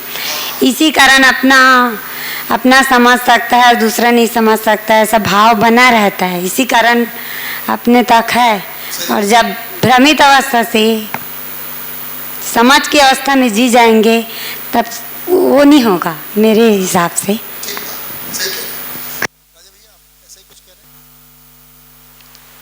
भैया मान्यता के अनुसार ठीक है, परिवार, समुदाय, ठीक है ना, समाज, ये सब आज भी ठीक है ना हावी है, जिसके कारण से ठीक है ना ऐसा चाहते हैं कि मेरा परिवार, मेरा खून, ठीक है, हमारा समाज, हमारा समुदाय, ऐसे इसके ये आपने कहा भ्रमित अवस्था में, तो भ्रमित अवस्था का कारण ये है। तो भ्रमित अवस्था में, क्योंकि मूल मान्यता है कि मैं शरीर हूँ, है ना, शरीर को ही मैं या अपनापन माना होता है, और हमको लगता है कि शरीर जो खून, हमारे खून से बना वही शरीर है। जबकि अभी हमने पहचाना ये तो विरचित होता है, अणु परमाणु में चला जाता है, और कोई भी अणु परमाणु आते हैं। तो जब जो बच्चा आएगा उसका तो शरीर कहीं से भी आएगा ना, कुछ कहाँ से खाना खाया, किसी ने दूध पैदा किया, किसी ने पालक पैदा किया, भिंडी पैदा किया, गेहूँ पैदा किया, वो तो कहाँ से आ रहा है ना, क्योंकि शरीर तो अणु परमाणुओं का समूह है ना। लेकिन हम पहला भ्रम तो यही है कि हम शरीर को ही अपना मानते हैं, फिर हमने सुविधा को ही सुख माने रहते हैं, ये भ्रम है। तो जो हमने सुविधा जुटाई है इतनी मेहनत से, घर बनाया है, पैसा इकट्ठा किया है, ज़मीन जायदाद इकट्ठा किया है, हमारे बाद उसका क्या होगा? हमने इकट्ठा क्या किया है? केवल अपना अधिकार ही तो जमाया है, अपना माना है, अपना हो थोड़ी गया है। कोई घर है, हमने ईंट पत्थर जोड़ के बनाया और अपनापन उसको चिपका दिया। अब उसमें कोई और नहीं रहना चाहिए, क्योंकि हमने बनाया। क्या मिट्टी हमने बनाई? क्या उसमें सीमेंट हमने बनाया? क्या लोहा हमने बनाया? हमने केवल अपना नाम लगाया, बाकी तो प्रकृति की चीज़ें हैं, प्रकृति का है अभी भी, पर हमने केवल अपना ठप्पा मारा, मेरा, है ना। अब उसको मेरा ही प्रयोग करना चाहिए। अब मेरा कौन? जो मेरा खून, क्योंकि शरीर मेरा है, जीवन तो अपना है नहीं, जीवन का तो अता पता भी नहीं है। तो पहले हम धन इकट्ठा करते हैं, जमीन जायदाद करते हैं, ये भ्रम में है ना। अगर इसको कहें, ये हम समझ के अर्थ में ऐषणा कह रहे हैं, उससे पहले भ्रम में क्या कह रहे हैं? क्या कहते हैं इनको, है क्या बोलते हैं, इच्छा। राकेश भाई और कोई नाम, प्रवृत्ति, इच्छा, है ना, ऐसा करें, कामना, ये सब है। और कहेंगे तो उन्माद, कुल मिला के उन्माद की तरह होता है, आवेशी होता है, लोभ मोह काम क्रोध से जो मिलके, और है ना कि इससे सुख, मैं शरीर हूँ और सुविधाओं से सुखी होने की इच्छा है ना। और भी कोई नाम होगा तो ढूंढ लेंगे, दर्शन में आएगा, मुझे अभी याद नहीं आ रहा है। ये तो ऐशना है, इच्छाएं कह सकते हैं। तो धन की इच्छा क्यों होती है, क्योंकि शरीर माना है, सुविधा को सुख माना है, तो क्या करना है, ज़्यादा से ज़्यादा जमीन जायदाद धन इकट्ठा करना है। उसको क्या बोलते हैं, धन का उन्माद, लाभोन्माद। क्यों लाभोन्माद है, क्योंकि अधिक से अधिक हमको शोषण करना है, सुविधा की चीज़ों को इकट्ठा करना है, इसलिए वो उन्माद है। तो ऐशना से पहले क्या होता है, धन पाने का उन्माद है ना। तो इसको धन का उन्माद ही कहेंगे, सुविधा संग्रह, है ना, ये उन्माद है। इसी को अगर कहेंगे तो धन संपत्ति इकट्ठा करना। क्यों इकट्ठा करना है, क्योंकि वही मेरे सुख का साधन मैं मानता हूँ, क्योंकि मैं शरीर हूँ, सुविधा संवेदनाओं से, सुविधाओं से, है ना, विषयों से सुखी होना चाहता हूँ। इसको कौन यूज करे,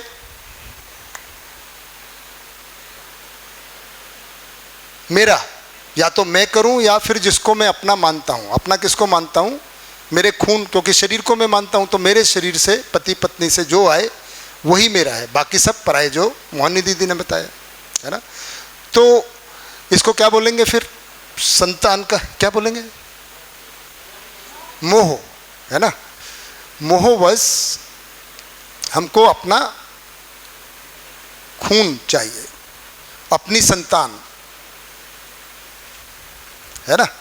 और अभी तक ज़्यादातर, अभी तो सुप्रीम कोर्ट ने रूल भी कर दिया, कानून भी बन गया, उससे पहले पुत्र को ही अपना मानते थे। पुत्री तो पराया धन है, वो तो दूसरे के घर जाके रोटियां सेकेगी, है ना, पैर दबाएगी सासू माँ के, अपना तो है नहीं, है ना। तो उसको तो जन्म से ही ऐसे ही मानते हैं, है ना बेटा। ऐसा पहले मानते थे कि लड़कियां तो क्या होती हैं, तो अपने को क्या चाहिए, पुत्र का उन्माद है, ये भी उन्माद ही है मोह के रूप में, कि मेरा खून मतलब मेरा बेटा होना चाहिए। अर्थी में भी वही आग लगाएगा, है ना, उससे क्या फ़र्क पड़ जाएगा। ऐसा थोड़ी कि अणुपरमाणु आपका शरीर जलने के बाद सोना बन जाएगा, अपना लगाएगा तो कोई और लगाएगा तो, है ना, लोहा बनेगा, कुछ नहीं, मिट्टी बनना है। चाहे उसको इलेक्ट्रिक हीटर में डाल दो, हीटर मतलब वो जो इलेक्ट्रिक क्रेमेटोरियम होता है, चाहे दफना दो चाहे जला दो, और ऐसे छोड़ दो तो चील कौवे खा जाएंगे, है ना, कुछ भी होगा, वो बनना उसको अणुपरमाणु ही है शरीर को। लेकिन उसके साथ मोह होता है, तो अपना ही खून चाहिए। तो क्यों चाहिए, इसकी देखभाल के लिए चाहिए, अपना वंश, मतलब मैंने जो मेहनत की इकट्ठा किया है धन संपत्ति, उसको संभालने के लिए, वो उसका उपभोग करे तो मुझे स्वीकार है, कोई उसको उपभोग करे अगर कोई दूसरा तो मुझे स्वीकार नहीं होता है, इसी का नाम मोह भी है। ठीक है, इस अर्थ में हम करते हैं, है ना, पुत्र संतान की अपेक्षा, आशा। फिर लोकेशना, पहचान, प्रसिद्धि, ये भी हम चाहते हैं। किस अर्थ में हमारी प्रसिद्धि चाहते हैं हम, भ्रमित स्थिति में, हाँ, सम्मान मतलब किस अर्थ में चाहते हैं, क्या पाकर, रूप धन बल पद, है ना। तो मेरा बेटा IAS है, इसी से मैं पैसे वाला हूँ, मैं रूपवान हूँ। तो प्रसिद्ध यानी कि मेरी पहचान किस आधार पर है, कितना मेरे पास रूप धन बल पद है ना। रूप धन बल पद, है ना, तो इसी में संतान धन सब आ जाता है। ये भ्रमित स्थिति में हमारी कामनाओं की, इच्छाओं की, तो परंपरा में कामनाओं के त्याग को सुख माना गया है, कि मतलब कामना होना ही बेकार है, ये सब होना ही नहीं चाहिए, है ना। इसलिए तो विरक्ति वाला कार्यक्रम चलता है। यहाँ पर कामनाओं का एक पॉजिटिव रूप दिया है कि समझकर भी मानव परिवार में, समाज में जिएगा। तो इच्छाएं खत्म करने की बात नहीं है, इच्छाओं का सही स्वरूप क्या होगा उसको करने की बात है। तो पहले इनको कह क्या रहे हैं कि समझ जब होगी, अस्तित्व को हम समझेंगे, जीवन को समझेंगे, है ना, मानव को समझेंगे, तो हमारी इच्छाओं का स्वरूप क्या होगा। तो उन्माद तो खत्म हो जाएगा, भोगोन्माद, लामोन्माद, मोह आवेश खत्म हो जाएंगे। तो क्या होगा, सही इच्छा का स्वरूप क्या है? तो हमको पता चलता है कि मानव जीवन और शरीर का संयुक्त स्वरूप है। शरीर साधन है, जीवन का एकमात्र लक्ष्य सुखी होना है, जीवन ही सुखी होना चाहता है, शरीर साधन है। तो जितने भी जीवन संसार में हैं, सृष्टि में हैं, चाहे शरीर के साथ हैं या बिना शरीर के साथ हैं, तो सभी क्या चाहते हैं? सुखी होना चाहते हैं, समझ कर होना चाहते हैं।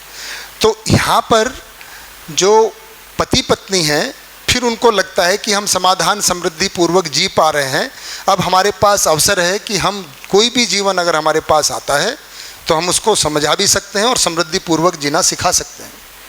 तो इस अर्थ में कामना होती है। संतान की कामना अब किस अर्थ में होती है कि समाधान समृद्धि पूर्वक हम जी रहे हैं, जी सकते हैं, और जो हमारे पास संतान आएगी मानव परंपरा को बनाए रखने के लिए और जागृति की परंपरा को स्थापित करने के लिए ये पुत्रेषणा इस अर्थ में होती है।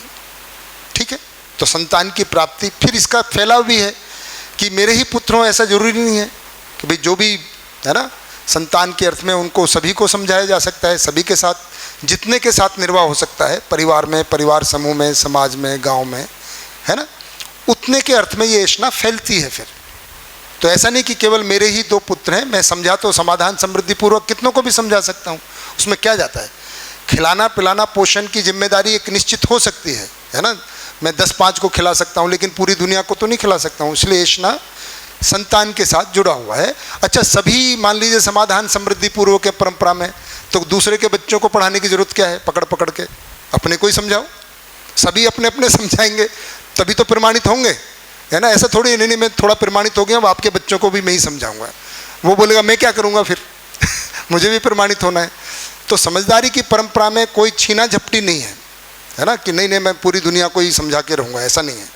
मेरे अपने बच्चे ही पर्याप्त हैं, इसलिए वो ऐशना इस अर्थ में जागृति परंपरा में अपने अपने बच्चों को अगर सभी समझाएंगे तो सभी समझ जाएंगे ना, क्या दिक्कत है। अभी हम श्रम में जाके पढ़ाना चाहते हैं, ये करना चाहते हैं, वो करना चाहते हैं, क्योंकि हमको लगता है कि अभी वहाँ है भी नहीं, तो वो नहीं पढ़ाना है ऐसा मैं मना नहीं कर रहा हूँ, पर अभी उनके माँ बाप सक्षम नहीं हैं उनको शिक्षा देने के लिए, तो वहाँ ज़रूरी है ना। या अभी परंपरा है क्योंकि अभी शिक्षा व्यवस्था नहीं बनी है, तो अभी प्रौढ़ कार्यक्रम जैसे हम शिविर ले रहे हैं, तो अभी तो सबको चलेगा।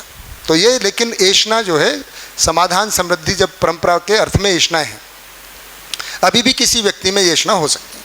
ठीक है, जो समझ के समझदार हो गया तो उसमें ऐशना रहेंगी, ऐशना खत्म नहीं हो जाएंगी, उनका स्वरूप बदल जाएगा, उन्माद की बजाय ऐशना।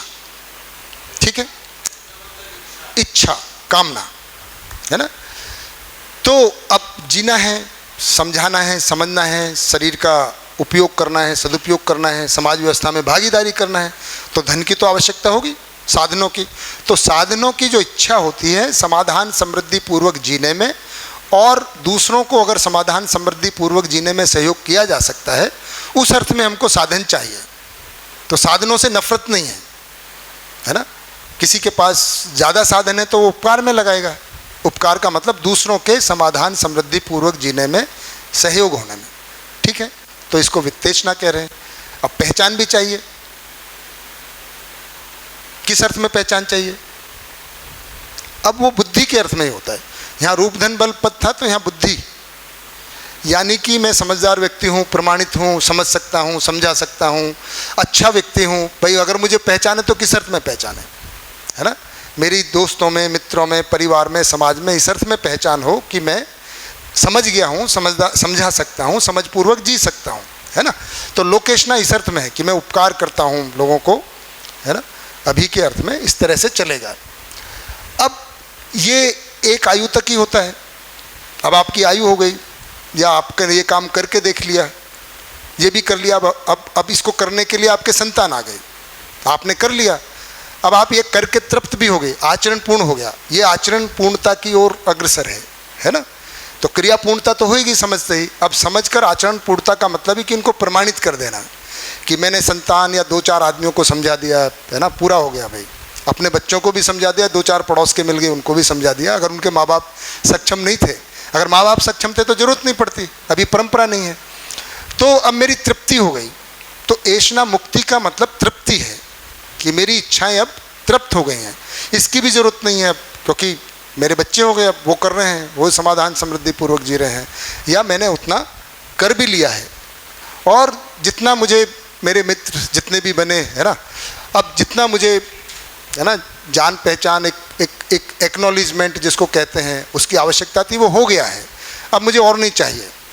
अब मेरा केवल स्वभाव है कि मैं उपकार जहाँ आवश्यकता है, कोई सलाह मांगता है सलाह दे दिया, कहीं करने की ज़रूरत है कर दिया, किसी को समझने का कोई मिला तो समझा दिया, पर अब समझा के जाऊँ ऐसी इच्छा नहीं है, किस जगह जगह समझाने जाऊँ, वो अब पूरी हो गई। मतलब वो नेगेटिव नहीं है, तो इच्छा भी नेगेटिव नहीं है, इच्छा की तृप्ति हो गई, वही फिर दिव्य मानव की श्रेणी में आ जाएगा। देव मानव में लोकेशना रहती है, ये दोनों पूरा हो जाता है, परिवार में ये दोनों पूरा हो जाता है, समाज में काम करने से ये पूरा हो जाता है, ये दोनों तो परिवार में ही हो जाता है ना, ये समाज व्यवस्था में भागीदारी करने से पूरा हो जाता है। तीनों पूरा हो गया, 70 साल के भी हो गए, अब क्या करोगे, क्या करोगे? तो जहाँ जहाँ आवश्यकता है वहाँ वहाँ स्वभाव से भागीदारी करोगे। दौड़ दौड़ के करने का कि मुझे प्रमाणित होना है, क्योंकि प्रमाणित हो गई, ये करके देख लिया है ना, उसको दिव्य पद फिर कह रहे हैं, तृप्ति हो गई तृष्णाओं की। ठीक है,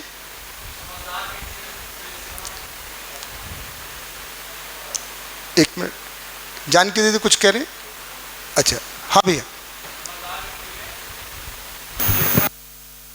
अभी तो बताया कि मैं समाधान समृद्धि पूर्वक, मेरे पास साधन भी है, समझ भी है ना?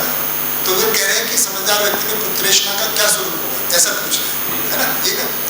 तो अब मैं संतान की इच्छा क्यों करता हूँ? इसलिए नहीं कि मेरे पास बहुत सारी धन संपत्ति, उसका वारिस चाहिए, बल्कि मेरे पास समझ है, दोनों पत्नी पत्नी को लगता है और समझ समृद्धि पूर्वक जीते हैं, तो एक जीवन को अवसर दे सकते हैं, शरीर भी प्रदान करेंगे, उसको साधन भी प्रदान करेंगे, समझ भी प्रदान करेंगे, ताकि जो जागृति की परंपरा है, जीवन तो ऐसे ही चाहता है, बहुत सारे जीवन है, उनके यहाँ आई थी, इस अर्थ में वो तृष्णा के अर्थ में। ठीक है, कौन क्लियर कर सकते हैं? जानकी दीदी। जो तृष्णाएं होती है वो जब भी तृप्त हो गई तो फिर जो परंपरा है जागृति की, वो बने रहने के हिसाब में। हाँ जी, नहीं मतलब क्या क्लियर नहीं हो जाता, थोड़ा ऐसे पूछ लेते हैं कि क्लियर क्या नहीं होगा, मतलब संतान की इच्छा क्यों चाहिए, ऐसे तो पूछ रहे हैं। तो समझ के अर्थ में क्यों संतान चाहोगे? नहीं तो आप भाई आप जैसे समाज को भी तो दे सकते हो, लोकेशना जो बता रहे हैं समझदार व्यक्ति है, तो जरूरी पुत्र के माध्यम से उस चीज को आगे बढ़ाएगा। पुत्र नहीं, संतान, मतलब नाम पुत्रेष्णा है, संतान पुत्र, उसके माध्यम से आगे बढ़ाएगा। तो समाज को तो ऑलरेडी दे रहा लोकेशना के माध्यम से। क्या चीज? जो उसको साक्षात्कार हुआ, जो अनुभव हुआ, वो समाज को दे रहा है समझदार व्यक्ति को। समझदारी को आगे बढ़ाने के लिए संतान चाहिए, ऐसा बोल रहे हैं। पति पत्नी समझदार हैं, मतलब मानव परंपरा, मतलब शरीर की भी परंपरा बने और समझदारी की परंपरा बने, इसलिए संतान चाहिए। अगर सभी आप सोच सकते हैं कि कोई भी सब सोच ले कि हमको समाज को करना है, सब नहीं, मतलब वो क्या, ये तो सबके लिए होगा ना बात। इसीलिए तो मैंने बोला कि सबको पकड़ने की जरूरत नहीं, बाहर वालों को अपना ही एक परिवार मूलक व्यवस्था में, परिवार में ही ये दोनों पूरी हो सकती है। तो सबकी दृष्टि से सोचिए ना, तो संतान की आवश्यकता होगी कि नहीं होगी? आप इनके बच्चों को पकड़ने आएंगे, नहीं मुझे प्रमाणित होना है, मेरे बच्चे दे दो, मुझे समझाना है, उन्हें मैं क्या मर गया हूँ, मैं समझाऊंगा? क्या लगता है? अपने में ज्यादा जोर रहेगा, इसलिए है अपने बच्चों को समझाने में ज्यादा जोर रहेगा, इसलिए पुत्रेष्णा से। हाँ, पहले अपने को समझाओ, दूसरे को तो समझाने निकल पड़ते हैं, अपना समझता नहीं है, अपना तो बात ही नहीं सुनता है। तो वो भी ठीक हो जाए कि भाई खुद समझदार होंगे तो अपना भी समझेगा, है ना? अगर हम समझदार रहेंगे तो अपना भी समझेगा। अब इसलिए नहीं समझता है कि हम समझदार मानते हैं, वो नहीं मानता है, हम है भी नहीं, हम मानते हैं। दीदी कुछ कह रही थी? हाँ, चलिए चक्र भाई, पहले काफी देर से, एक मिनट नंबर लगा के सही बात है। ये तृष्णा है भ्रम की अवस्था और समझ की अवस्था। समझ मतलब मानव पद में ज्ञान, दर्शन ज्ञान, ये सब अनुभव मानव पद पे पहुंच चुके हैं। हाँ। ये दोनों की स्थिति है। अभी जागृतिशील परिस्थिति में पुत्रेष्णा और इधर है मोह खून वाला, उस उसके बीच का जो जागृतिशील में इसको कैसे कैसे प्रदर्शित हो गया, कैसे देखेंगे? उसका जब मैं तीनों की जीवन क्रियाएं बताऊंगा ना, जागृत व्यक्ति की, भ्रमित की और अध्ययनशील की, तब ठीक है? हाँ, उसमें कर लेंगे उसमें, क्योंकि अध्ययन प्रयास जब हम करते रहेंगे तो टाइम ड्यूरेशन मेरे को ज़्यादा दिख रहा है। प्रयास अध्ययन करते वक्त टाइम ड्यूरेशन मेरे को उसमें ज़्यादा दिख रहा है, और फिर उसके बाद भी है समय नहीं। ठीक बात है। तो मेरे कार्य तो कर रहे हैं। सही बात है। ये प्रश्न आता है कि हमको जागृति का पता है और भ्रमित का पता है, बीच में क्या है? जब हम अध्ययन करने लगे तो उसकी भी कोई स्थिति बनती है। तो अभी अगर एक शब्द में बोलूँ तो हम ये अभ्यास करते हैं ईष्णाओं के अर्थ में, अपने संतान को समझाने का। खुद पहले तो अब जो आप कर रहे हो, तो पहले खुद समझने का अभ्यास कर रहे हैं आप, और निष्ठा देने की भाई बच्चों को फिर कभी तो समझाना है। तो ये भी तो उसी में आता है कि हम अपने बच्चों के लिए अच्छा चाहते हो कि मेरे बच्चे समझदार बने, तो पहले खुद समझ रहे इसमें दोनों मिलकर। तो ये ईष्णा तृप्ति के या ईष्णा के अर्थ में ईष्णा का अभ्यास उसी तो इसके बीच में ये प्रमाणित करेगा, जिएगा। भ्रमित में कुछ नहीं है, अध्ययन भी नहीं हो रहा है। जो अध्ययनशील है वो अभ्यास करता है। तो जो व्यवहार अभ्यास है, अभी जो मुखिया ने बताया कि भी किसी को सुन के बोलने का अगर कुछ है तो वो भी एक अभ्यास है, और ये भी अभ्यास है कि मैं संतान को समझदार बनाऊं। ये नहीं कि उसको IAS ऑफिसर भी बनाऊं, लेकिन समझदार ऑफिसर बनाऊं, और आज के हिसाब से बनाना। तो समझदारी को भी मान के चलो, ठीक है? गीतेश हो गया। जानकी दीदी आप कह रहे हैं माइक? तब क्या सभी अखंड समाज सार्वभौम व्यवस्था हो जाएगी तो जो बच्चे परंपरा बनेगी तो वो बच्चे जन्म से ही जागरूक होंगे? जागरूक तो नहीं होंगे, लेकिन जैसे हमने कहा कि ऐसा अपेक्षा है कि वो आएंगे तो याचक के रूप में, न्याय का याचक, लेकिन न्याय प्रदायी समझा परिवार में, और शिक्षा की जो व्यवस्था होगी दोनों से के संयोग से 18 साल तक या 15 साल तक हो जाएगा। भैया जब भी बच्चा आता है तो वो बाकी वातावरण से सीखता है, तो वातावरण में कुछ गलती है ही नहीं, तो उनको पता कैसे चलेगा कि गलती होगी नहीं ना, तो जागृति बनेगी। बढ़िया बात है। तो भी मन, वृत्ति, चित्त, बुद्धि तक पहुंचने में, साक्षात्कार अवधारणा में तो समय लगेगा। अगर पहले होगा तो भी उसको प्रकट होने में समय लगेगा, है ना? तो गलती नहीं भी होगी तो भी समझना एक पॉजिटिव चीज है ना? अगर वातावरण में कोई गलती नहीं है ना, माँ बाप भी ठीक है तो ठीक बात है। अपराध नगण्य हो जाएगा, ऐसा नागराज जी ने कहा, गलती अपराध नगण्य हो जाएगा। लेकिन अगर उसको इंजीनियर बनना है, समझदार बनना है, तो ऐसा तो होगा नहीं कि भाई कि एकदम पैदा होते ही उसको चीजें बनानी आ जाएंगी, या आरावसंकार आ जाएगा, या व्यवहार आ जाएगा, या साक्षात्कार बोध हो जाएगा। तो ये सब के लिए जो समय लगेगा शिक्षा के द्वारा, ठीक है ना? ठीक है ना? शिक्षा में जो समय, राजा भैया आप भी कुछ कहना चाह रहे थे? उस समय होगी आपकी बात की बच्ची भैया, अनादि भैया जो बार बार जो प्रश्न ये उनका उठ रहा था, तो उसी परिप्रेक्ष्य में मेरा ये ध्यान आया कि आज भी हम बच्चों को स्कूल भेजते हैं तो क्या सोच के भेजते हैं? हम उनको समझदार बनाना चाहते हैं। श्रेष्ठ जो भी हमको पता है, जो भी हमारे अवसर हम दे सकते हैं, उस तरीके से हम कोशिश करते हैं कि हमको बेहतर से बेहतर दें। तो इसी तरीके से, ठीक है, जागृत अवस्था में भी, ठीक है, जब हम खुद ही समझदार होंगे, ठीक है ना, तो हम क्या चाहेंगे? हम चाहेंगे कि हमारा पुत्र या पुत्री भी, ठीक है, उसी प्रकार, ठीक है, श्रेष्ठ मानव बने। भैया मेरे को ये यहाँ पे मेरे को ऐसा लगा कि जब हम जागृत हो जाएंगे तब हमारे अपने आवश्यकता का पहचान हो जाएगा कि हमको ये एक चीज़ चाहिए, तो आवश्यकता को पूरा करना पड़ेगा। इसलिए वित्तीष्णा, समृद्धि होने के लिए वित्तीष्णा, मतलब पैसा चाहिए समृद्ध होने के लिए, मतलब पैसा नहीं, मतलब उत्पादन करना है, साधन सुविधा चाहिए। हाँ, तो उसके लिए वित्तीष्णा हुआ। और पुत्तेष्णा मतलब कि जब जागृत हो गए, अब जागृति की परंपरा इस धरती पर बना रहे कि मानव गायब ना हो जाए, कम मत हो जाए, मतलब हाँ, तो उसके लिए पुत्तेष्णा, ठीक है। और लोकेष्णा ऐसे कि कोई मानव जागृत हो गया तो ऐसा थोड़ा है कि वो जंगल में अकेले भटकते रहेगा, प्रमाण तो प्रस्तुत करेगा ही ना। तो प्रमाण प्रस्तुत करने के लिए लोकेष्णा, अपने परिवार में, आस पड़ोस में या समाज में, तो ऐसा लगा।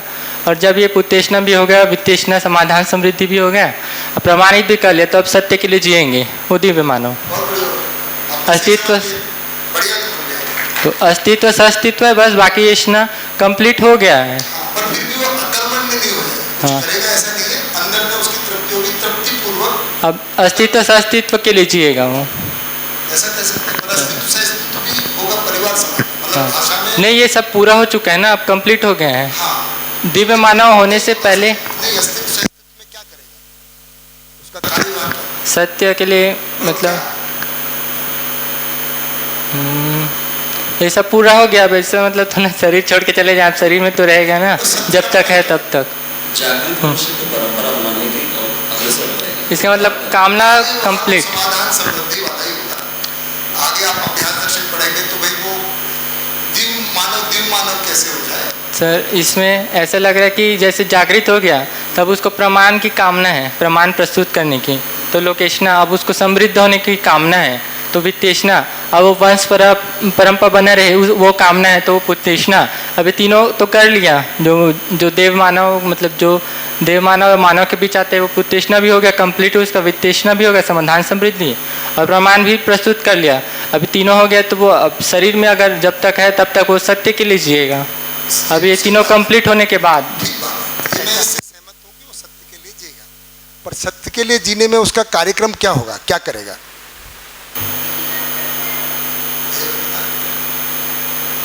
तो तीनों कंप्लीट हो गए तो भी अब उसके कामना कम खत्म हो जाएगी, लेकिन वो आचरण पूर्णता तो रहेगा उसमें। मतलब हो गया, हाँ, करेगा क्या? तो सुबह से शाम तक उठ के वो उसका कार्यक्रम क्या होगा? सत्य के लिए जीना मतलब क्या? हाँ, मतलब क्या उपकार में क्या करेगा? वही सोचिएगा, बढ़िया बात है। कार्य व्यवहार तो वही रहेगा, अंदर में तृप्ति हो गई, इतना ही। अब ऐसा लग रहा है कि मतलब जहाँ कहीं गड़बड़ी है, जैसे ये नहीं एग्जाम्पल ऐसा लग रहा है कि अब ये पुत्तेषणा वित्तेषणा लोकेशना हो गया, अभी इस धरती में तो जागृत हो गया, अब दूसरे धरती में जाके करता हूँ सोच सकते हैं। अभी देखिए हम अभी तो भ्रमित मानव में और थोड़ा दिव्य मानव का कार्य समझना चाह रहे हैं, तो थोड़ा गैप ज़्यादा है। वो ऐसा ही है कि अभी हम चपरासी हैं और प्राइम मिनिस्टर का क्या काम होता है थोड़ा समझे कि वो करता क्या है, आखिर सुबह से शाम तक देखा फीता ही काटते रहते। हो गया तो वो बना रहे, वो मुख्य रूप से दिव्य मानव का वही लग रहा है, वही मुख्य रूप से वो काम वही है। संतुलन के अर्थ में है ना, चारों अवस्थाओं को संतुलन को कैसे सुनिश्चित किया जाए, समाधान समृद्धि अभय का कार्यक्रम देव मानवता हो जाता है ना। तो अभी प्रकृति जैसे अभी गड़बड़ाई है, तो संतुलन पहले स्थापित हो जाए और स्थापित हो गया तो बना रहे। उसके लिए क्या आवश्यक नीतियां हैं, क्या आवश्यक है ना प्रावधान है, उनको तय करना और फिर उसको शिक्षा व्यवस्था में लाना, परिवार व्यवस्था में लाना, वो दिव्य मानव का काम होता है। इसका परिभाषा लिख दो ना एक बार थोड़ा। परिभाषा किताब में मिलेगी, आपको अध्ययन करेंगे ना आगे। हाँ। अभी थोड़ा उसका आइडिया ले लें। अध्ययन बिंदु का मतलब है कि आपको थोड़ा शब्दों से वाकिफ हो जाए, उनका मीनिंग क्या है ना। परिभाषा संहिता व्याख्या मानव व्यवहार दर्शन के जब मानव सहज है ना प्रयोजन है, उसमें खूब सबकी परिभाषा है, ठीक है। परिभाषा संहिता में भी परिभाषा है, तो अभी परिभाषा लिखने पे कम ध्यान दें। अभी इनसे अपनापन हो जाए थोड़ा, भाई यहाँ पुत्रेशा एकदम शब्द ऐसा नहीं लगे पढ़ते समय कि ये क्या आ गया है। फिर आप देखेंगे कि जो मैंने बताया और परिभाषा जो लिखी, क्या वो उससे मिलता है कि नहीं मिलता है। नहीं मिले तो मुझे ज़रूर बताना कि आपने जो बताया था वैसा लग नहीं रहा है ना, तो मैं भी उसको फिर करेक्ट करूँगा ना आगे वालों के लिए। मैं तो ये मान के बता रहा हूँ कि मुझे है ना जो परिभाषा में लिखा है उसी का मैं एक रूप आपको बता रहा हूँ, उसकी व्याख्या कर रहा हूँ, ठीक है। बढ़िया जानकारी दी भैया। सह अस्तित्व सहज, वो थोड़ा क्लियर नहीं हो पा रहा है। सहअस्तित्व, सहज का मतलब इतना है, सहअस्तित्व में मानव और प्रकृति को अगर ले लें तो मानव जो कुछ भी करता है, जो मानव के समाधान समृद्धि के अर्थ में होता है, पोषण के अर्थ में होता है, उसको मानव सहज कह रहे हैं। और प्रकृति के साथ भी होता है ना। तो प्रकृति से भी जो उत्पादन होता है वो प्रकृति सहज यानी आवर्तनशीलता के अर्थ में होता है, प्रकृति का शोषण नहीं होता है।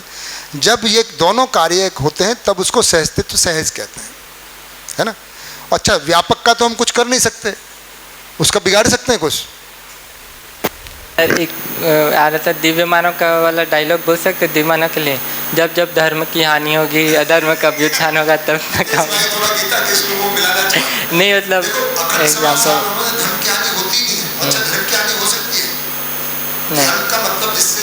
वर्गीकरण नहीं है, आपसे सुख की मतलब नहीं, जब चारों अवस्था में असंतुलन होगा असंतुलन होता है तो फिर वो अवतार नहीं लेता है, ऐसा नहीं कहीं से टपक के आता है, वो उसकी परंपरा ही बनानी है।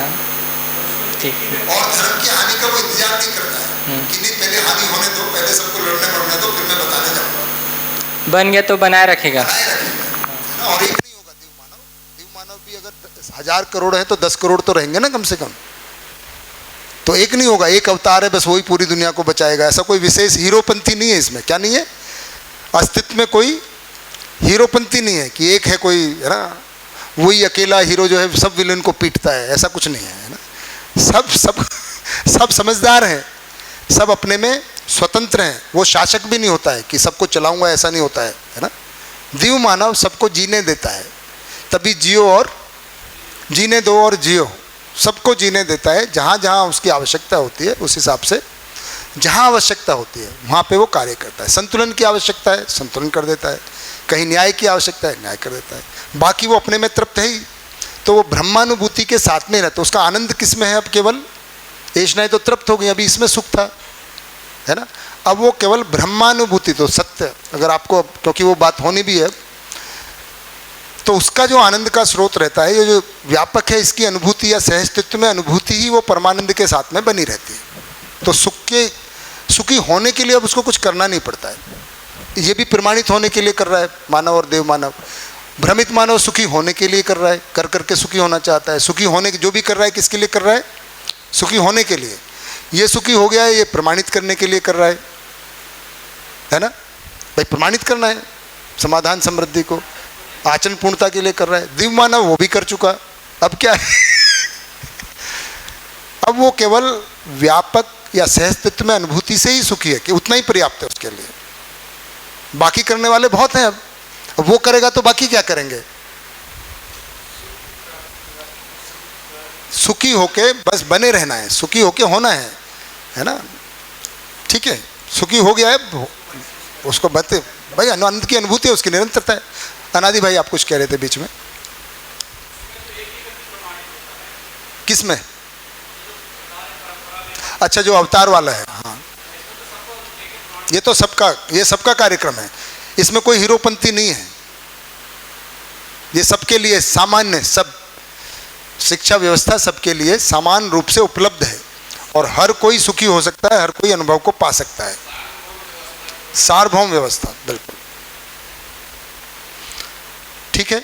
और कोई क्वेश्चन? कल की बात में और किसी को ध्यान गया हो तो ये वित्तेषणा, पुत्रेषणा, जो 3 एषणा संकेत भाई ने वैसे बता दी होंगे, पर उसका जो आपने कुछ कहा, हाँ जी, कुछ और? कोई और क्वेश्चन? मुकुंद भाई, आप कोई क्वेश्चन आप सोचने वाले थे, अभी सोच रहे हैं?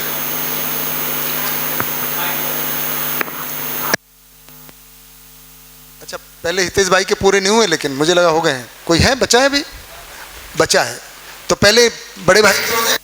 हाँ भैया है, अच्छे भैया हैं आपके, छोटे भाई कह रहे पहले बड़े भाई निपट लें फिर मैं मैदान में आऊँगा जी। वो पदार्थ अवस्था, पदार्थ अवस्था, प्राणावस्था, जीवावस्था, ज्ञानावस्था में एक चीज़ मतलब सब क्लियर है, बस एक थोड़ा सा क्लियर नहीं है, वो कीट पतंग वाला। कीट पतंग को मतलब जीवावस्था में भी कनेक्ट नहीं हो पा रहा है और प्राणावस्था भी नहीं कनेक्ट हो पा रहा है मेरे से, उसका थोड़ा क्लियर कर देना। चलिए, ये थोड़ा सा वैसे अगर आप चाहें तो जब पढ़ें, है ना, उसमें क्लियर हो जाएगा। पर कीट पतंगे भी अगर आपको अभी सोचना है तो प्राणावस्था का ही होता है ना। कीट पतंगे भी क्या है? प्राणावस्था का ही स्वरूप है। केवल ये हो गया कि जैसे कुछ पेड़ पौधे होते हैं वो मांसाहारी भी होते हैं, कीट पतंगों को खा जाते हैं, तो ऐसे ही कुछ पेड़ पौधे छोटे मोटे उड़ने लग जाते हैं, है ना। अब जैसे हेलीकॉप्टर है, वो तो पदार्थ अवस्था ही है पूरा का पूरा, वो उड़ने लग जाता है तो प्राणावस्था नहीं उड़ेगा, प्राणावस्था भी उड़ जाता है। वो आदमी ने बना दिया है ये प्राण। तो ऐसे बोलेंगे जो जीवन का जो मन होता है वो भौतिक रासायनिक से संपर्क बनाए रखते हैं, तो वो जो उसका जो सिग्नल है उसको जो विकसित ब्रेन रहता है ना, सर बताते मलाई जैसे कुछ रहते हैं करके, वो पकड़ लेता है तो जीव अवस्था में गिनेंगे। और जो नहीं पकड़ पाता, जो मस्तिष्क इतना विकसित नहीं हुआ कि उसको संकेतों को ग्रहण कर पाए, तो वो जीव अवस्था में नहीं गिनेंगे, उसको कीट पतंग यानी प्राण अवस्था में गिनेंगे। जीव अवस्था के लिए कम से कम मेधस थोड़ा सा डेवलप हो जाना चाहिए, कुछ तो मतलब मेधस इतना डेवलप होना चाहिए कि वो संकेतों को ग्रहण कर पाए। वो तो फिर जीवावस्था में भी दो मिलेंगे, इसलिए मैंने कहा थोड़ा सा अच्छा। आगे बढ़ेंगे तो हो जाएगा। एक तो जो जीवन है ना, जैसे अब छिपकली से नीचे अगर छोटी मछली बोलें तो वो उसको कहाँ रखेंगे, प्राण में रखेंगे या जीव में बिना जीवन, ऐसा। तो थोड़ा सा जीव अवस्था के दो भाग फिर आगे बढ़ जाते हैं, तो आगे स्पष्ट हो जाएगा। मैं अभी उसमें जाना नहीं चाह रहा था, क्योंकि फिर पढ़ने के लिए क्या बचेगा भाई, आपको अभी थोड़ा अध्ययन भी करना है, थोड़ी गहराई में स्पष्टता भी तो जाती है। तो आगे अगला क्वेश्चन ये है कि जो पदार्थ अवस्था की बात करें, पदार्थ अवस्था में रचना विरचना संगठन विघटन, तो पदार्थ में हवा मिट्टी पानी ऐसे बोले तो उसमें परमाणु को भी काउंट कर रहे हैं ना, पदार्थ अवस्था में परमाणु अणु दोनों को काउंट कर रहे हैं। पदार्थ अवस्था परमाणु से हाँ। अणु समूह जो हाँ। भौतिक क्रिया है पदार्थ।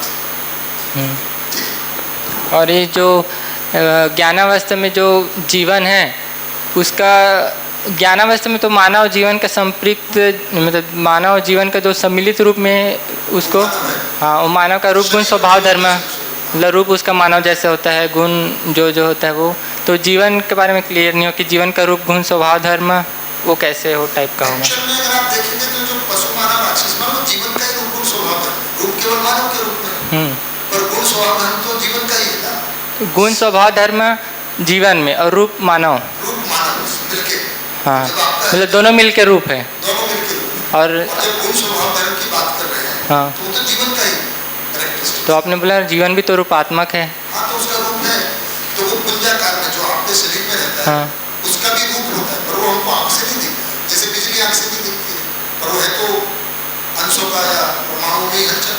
तो फिर रूप तो है ना जीवन में। हाँ है ना, तो पर उसको जैसे शरीर के बिना भी उसका रूप है, हाँ, ऐसा करें वो तब भी पुंजाकार में बना, हाँ, तो उसका भी रूप है। जीवन का रूप गुण स्वभाव धर्म, ठीक है। और मानव का भी रूप गुण स्वभाव है, सम्मिलित में भी है और उसमें भी है। और जीवन को अलग कर देंगे तो पदार्थ और प्राण में आ जाएगा, अलग हो जाएगा। तो शरीर तो शरीर, और फिर धीरे पदार्थ हो जाएगा। हाँ, तो रूप वैसा ही है, और उसका गुण जो है, जो शरीर का गुण धर्म है, हाँ, है ना, शरीर का है रचना विरचना, वही उसका स्वभाव है, ठीक, जो प्राण अवस्था का है। तो शरीर में प्राण अवस्था का ही रूप गुण स्वभाव है। माइक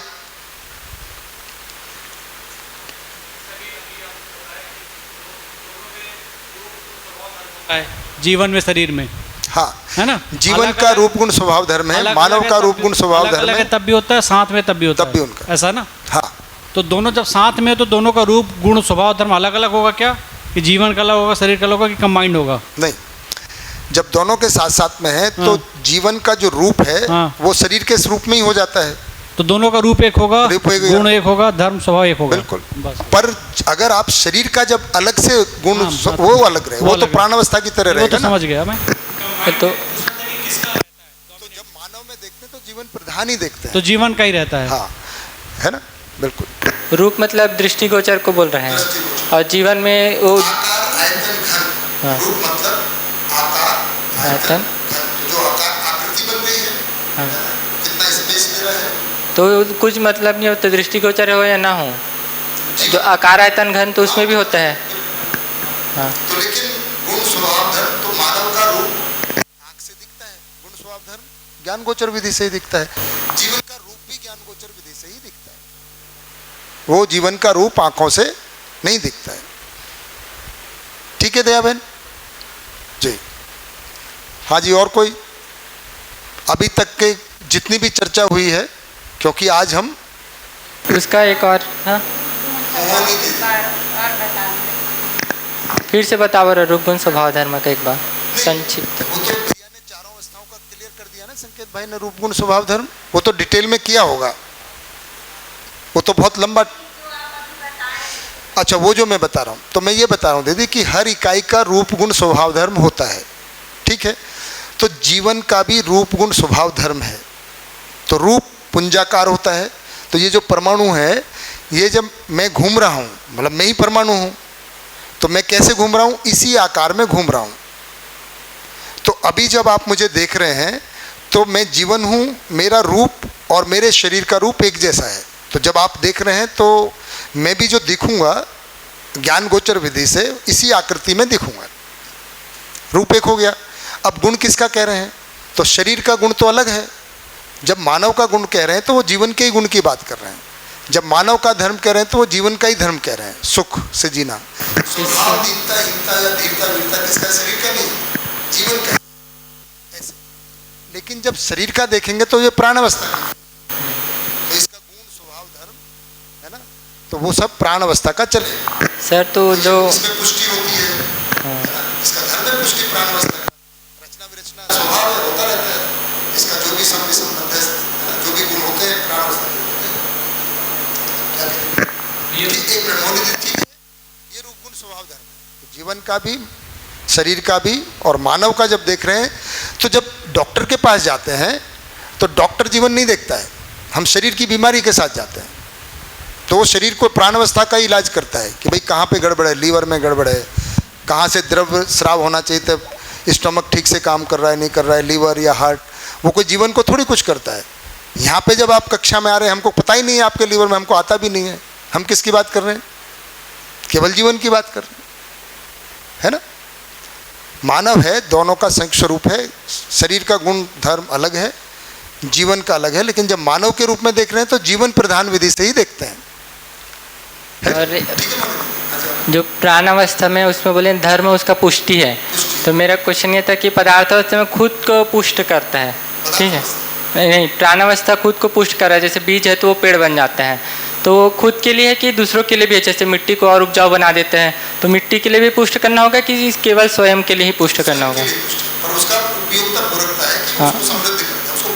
हाँ, मतलब वो चारों अवस्था में संतुलन के अर्थ में, खुद के लिए बस, मतलब प्राणावस्था की चीज में ग्रोथ है। उपयोगी उपजाऊ बना देता है, तो केवल स्वयं में ग्रोथ, ठीक। उसका धर्म पुष्टि, तो स्वयं का धर्म पुष्टि है ना। हाँ जी, और कोई कुछ अभी तक की चर्चाएं जो हुई? ये क्रिया पूर्णता के बाद जब मानव देव मानव बनता है, हाँ, तो देव मानव वापस मानव बन सकता है? नहीं, दिव्य, हाँ देव मानव बन सकता, दिव्य मानव नहीं बन सकता। मैं देव मानव की बात कर रहा हूँ। हाँ, तो ऐसा मतलब देव मानव मानव में श्रेणी में क्यों बनेगा? क्यों बनेगा? हाँ, क्योंकि उसको तो दिव्य मानव बनना चाहिए, लेकिन हाँ। उसमें चूंकि आपने बताया था संक्रमण के पहले मानव देव मानव बन सकता है और देव मानव मानव बन सकता है, वो थोड़ा सा मानव देव मानव और देव मानव मानव मानव। हाँ, तो देव मानव से तो मानव क्यों? देव मानव का कार्यक्रम क्या है? मैंने बताया था कि वो समाज में कार्यक्रम करना, और मानव क्या का प्रधान कार्यक्रम क्या है? परिवार में, ठीक है। अब परिवार में क्यों वो समाज में जा रहा है? क्योंकि परिवार में करने वाले और हो गए हैं, उसके कम योगदान की जरूरत है ना। बाकी सब हैं जो परिवार की व्यवस्था को संभाल रहे हैं, तो वो अपना समय किस में लगा सकता है? शिक्षा में, व्यवस्था में, है ना, उत्पादन में, जो समाज के कार्यक्रम है। 10 सोपानी व्यवस्था जब आप देखेंगे बहुत सारे कार्यक्रम हैं। लेकिन अब परिवार में ऐसी परिस्थिति बनी कि कोई करने वाला बीमार हो गया, लंबा बीमार हो गया किसी वजह से, या शरीर की रचना विरचना थी, विरचित हो गया, अब उसकी जरूरत पड़ गई, तो वो क्या करेगा? इन स्थिति परिस्थितियों में ऐसे हो सकते हैं। मानव है वो पारिवारिक जिम्मेदारियों को नहीं निर्वहन करता है। मैंने बताया ना, निभाते हुए आगे भी निभाता है, पर प्रधान रूप से, क्योंकि परिवार में और कोई ले रहे हैं जिम्मेदारियां। तो ऐसा नहीं कि परिवार से भाग गया, परिवार में रहते हुए जितनी आवश्यकता है परिवार में उतना करते हुए उसके पास थोड़ा समय और साधन है, ज़्यादा समय समाज को देता है, ये बोले। पर मानव में ज़्यादा समय परिवार में देता है, थोड़ा बहुत समय समाज को देता है। बिल्कुल ठीक है ना। है अब दिव्य मानव बहुत सारे हैं, तो दिव्य मानव को आवश्यकता ही नहीं है लौटने की, तो दिव्य मानव है ना। हाँ, दिव्य मानव के समय में सब है, जिम्मेदारियां निश्चित हो गई, तभी वो दिव्य मानव, मतलब पूरी तरह से उसने ट्रांसफर कर दिया है। उसके परिवार में एक तो देव मानव भी है, बहुत सारे मानव हैं, तभी वो दिव्य मानव बनेगा। तो ऐसे बोलेंगे सर कि जो दिव्य मानव है यहाँ, वो अपने जो पुत्र है उसको समाधान समृद्धि कर लिए हैं, अब वो बाकी अपने परिवार की व्यवस्था संभाल रहा है, और वो परिवार की व्यवस्था से अब एक और कदम बढ़ के वो मतलब सार्वभौम व्यवस्था से भी आगे बढ़कर अब चारों अवस्था में संतुलन में आ गए हैं। तो उसका करने के लिए बहुत लोग हैं, तब तो दिव्य मानव बनेगा। ऐसा कैसा दिव्य मानव कि घर में रोटी भी बनाने वाला कोई नहीं है? ऐसा हो सकता है?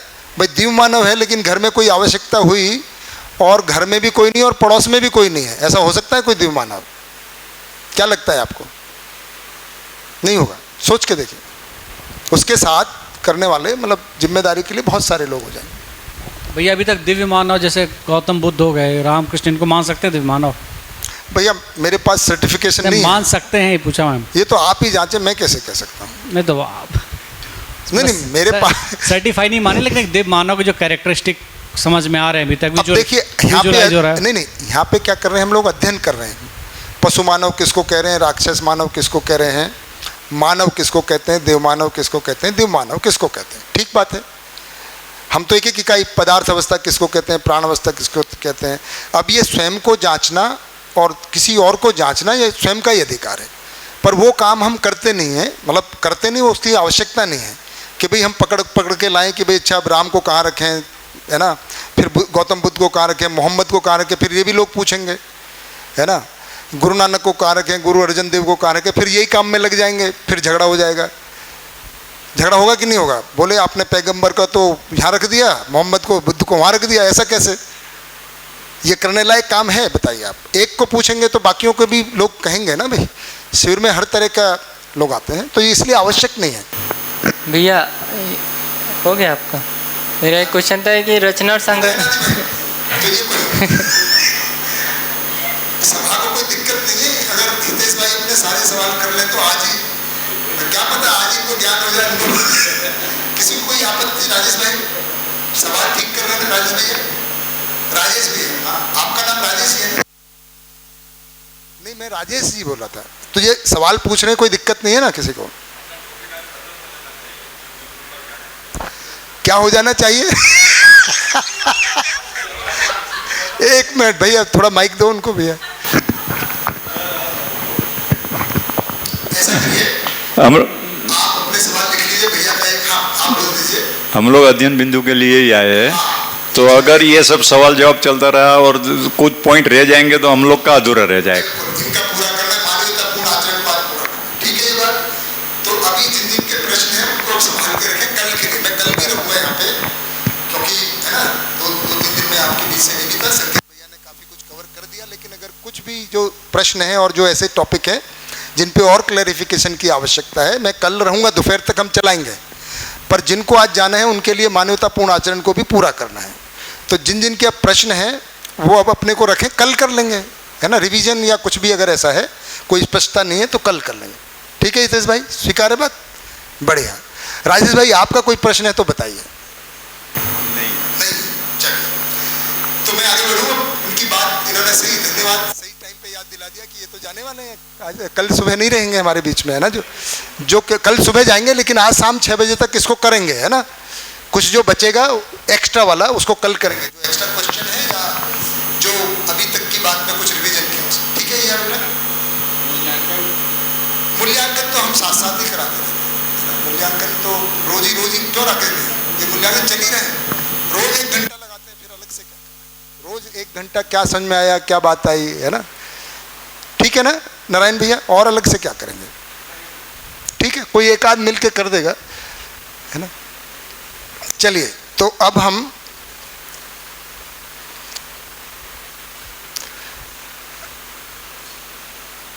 मानव की हमने 5 स्थिति देखी, तो पहले उसको जीवन के रूप में देखते हैं कि जीवन क्रिया क्या होती है उसमें, और फिर वो मानव रूप में कैसा दिखता है, इतना करेंगे।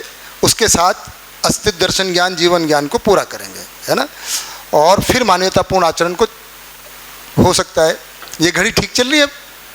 अच्छा, तो पहले सबसे पहले हम जागृत मानव की बात करते हैं। तो जैसे मैंने बताया, अभी ये मेरा जो चार्ट है या जो जीवन क्रियाओं को मैं बताऊंगा, ये मेरा अनुमान और अध्ययन पूर्वक है। मुझे अभी अनुभव नहीं है, और मैं अनुभव संपन्न व्यक्ति की जीवन क्रिया के बारे में बता रहा हूँ, है ना। तो मेरा ये जांचा हुआ है, मुझे ये अनुमान में ठीक लगता है जो मैं बात बताने जा रहा हूँ, लेकिन अगर बोध और अनुभव हुआ और कुछ बदला तो मैं आपको बताने जरूर आऊँगा। ठीक है? अभी जो मैंने पुस्तकों में पढ़ा है, जो आदरणीय नागराज जी ने वर्णन किया है, उसका मैंने अध्ययन किया है और मुझे लगता है मैंने अच्छे से किया है। फिर उसको अपने में विचार भी किया है, जांचा है, निरीक्षण, परीक्षण, सर्वेक्षण। उससे मेरा अनुमान बनता है कि ये ठीक है। है ना, और मुझे थोड़ा फीलिंग आता है ये ठीक है, तो उसी को मैं बताने जा रहा हूँ, है ना। तो जागृत जीवन, है ना, जागृत जीवन को हम अभी लेके चल रहे हैं जो अनुभव संपन्न है ना, वो मानव और देव मानव। अभी दिव्य मानव का बात नहीं कर रहे, तो दिव्य मानव में भी जीवन की स्थिति तो ऐसी रहेगी, है ना। तो क्या है, गीतेश्वरी दीदी आपने भी पूछा था, जिन्होंने भी कोई क्वेश्चन है उसको अभी कर लेंगे, क्योंकि फिर आगे मानवतापूर्ण आचरण में जाएंगे। तो उसका जो जीना है, मैं शब्द बोल रहा हूँ, आत्मानुगामी होता है। आत्मा से के अनुसार बुद्धि, बुद्धि के अनुसार चित्त, और चित्त के अनुसार वृत्ति, और वृत्ति के अनुसार मन चलता है। हमारा कैसे चलता है भ्रमित का? शरीर के हिसाब से, संवेदनाओं के हिसाब से। हम कोई काम करना है तो कोई संवेदना हुई उसके हिसाब से करते हैं, है ना। द्वेष हुआ उसके हिसाब से करते हैं। शरीर को किसी ने गाली दी, कुछ भी, है ना, संवेदना, सुविधा और क्या विषय, इन चारों से, यानी शरीर में जो भी है उसको पूरा करने के लिए। सुख भी है, आवश्यकता भी करना है तो शरीर की करना है ना, और सुख भी पाना है तो किससे पाना है? शरीर से। ये भ्रमित का है। जागृत जीवन कैसे होता है? वो निर्णय किस आधार पर लेता है? आत्मा, सत्य के आधार पे। तो उसकी आत्मा में क्या रहता है? सहस्तित्व का अनुभव होता है। क्या होता है इसमें? किसमें? आत्मा में अनुभव होता है। और किसका होता है? व्यापकता का, सहस्तित्व का। और निरंतर इसकी अनुभूति बनी रहती है। निरंतर कैसे बनी रहती है? कि मैं व्यापक में मैं डूबा भीगा घिरा हूं, ये स्मरण में ही नहीं रहता है, इसकी अनुभूति रहती है। अनुभूति शब्द को देख लें, अब आप अध्ययन करने जाएंगे ही, तो मैं केवल आपको इशारा कर रहा हूं। मुझे अभी पता नहीं कि व्यापक की अनुभूति कैसी होती है। मुझे अनुमान लगता है कि बड़ी अच्छी होती होगी, है ना। आनंद, परमानंद शब्द से ही लगता है। परमानंद मतलब नो टेंशन, नो वरी, है ना, नो भय, कुछ नहीं है। मतलब कैसे? अभी हमको संवेदनाओं की अनुभूति होती है। जीभ को, अगर हमारी जीभ पे रसगुल्ला आए, गुड़ आए तो मीठा हुआ। ये मीठे को कौन पहचानता है? मीठेपन को मुकुंद भाई कौन पहचानता है? जीवन, है ना। और जीवन उसको स्वाद, जो है ना, मन रुचि मूलक आस्वादन लेता है। तो इसका मतलब हुआ कि एक जीवन में मन में संवेदना की अनुभूति हुई। इसको अनुभूति बोल सकते हैं अभी के लिए, ठीक है। हमको हमारी माता जी ने अच्छे से प्यार से सर पे हाथ फेर दिया, बेटा कैसे हो, या फ़ोन पे हमने पूछा, हमको बहुत बढ़िया लगा। हमारे मित्र के साथ बहुत स्नेह है, सम्मान है, ये भी हमको सम्मान और स्नेह और विश्वास को पहचान पाते हैं संबंध में। तो ये तो रसगुल्ले जैसा तो नहीं है, लेकिन अच्छा लग रहा है। ये हमको लगता है कि नहीं लगता है? कोई अपनापन, है ना, जिसके साथ, जैसे अब हम तो इनको जानते नहीं है, मामा जी बोलती हैं, हमको पता नहीं, चलो यार एक और भांजी मिल गई राकेश भाई, तो अच्छा लगता है। मामा जी बोलते हैं, अच्छा चलो ठीक है।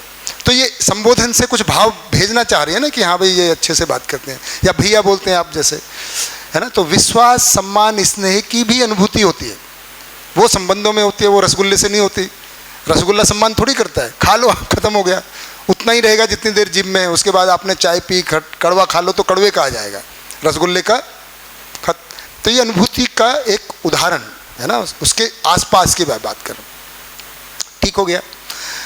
अब हमारे पास तो भ्रम है ही, व्यापक में हम डूबे भीगे गिरे हैं। हमको कोई अनुभूति होती है क्या? हमको याद भी रहता है क्या कि हम तो व्यापक में डूबे गिरे हैं? घिरे हो नहीं हो, डूबे हो नहीं हो, हमको क्या पता? मतलब इससे क्या है? जब हमको ये ब्रह्मानुभूति या व्यापक सहस्तित्व की अनुभूति का मतलब है कि समग्रता है, वो मुझे हमेशा स्मरण में ही नहीं रहती, मैं उसमें डूबा भीगा गिरा हूँ, मैं उससे ऊर्जित हूँ, वही ज्ञान है, वही ऊर्जा है ना।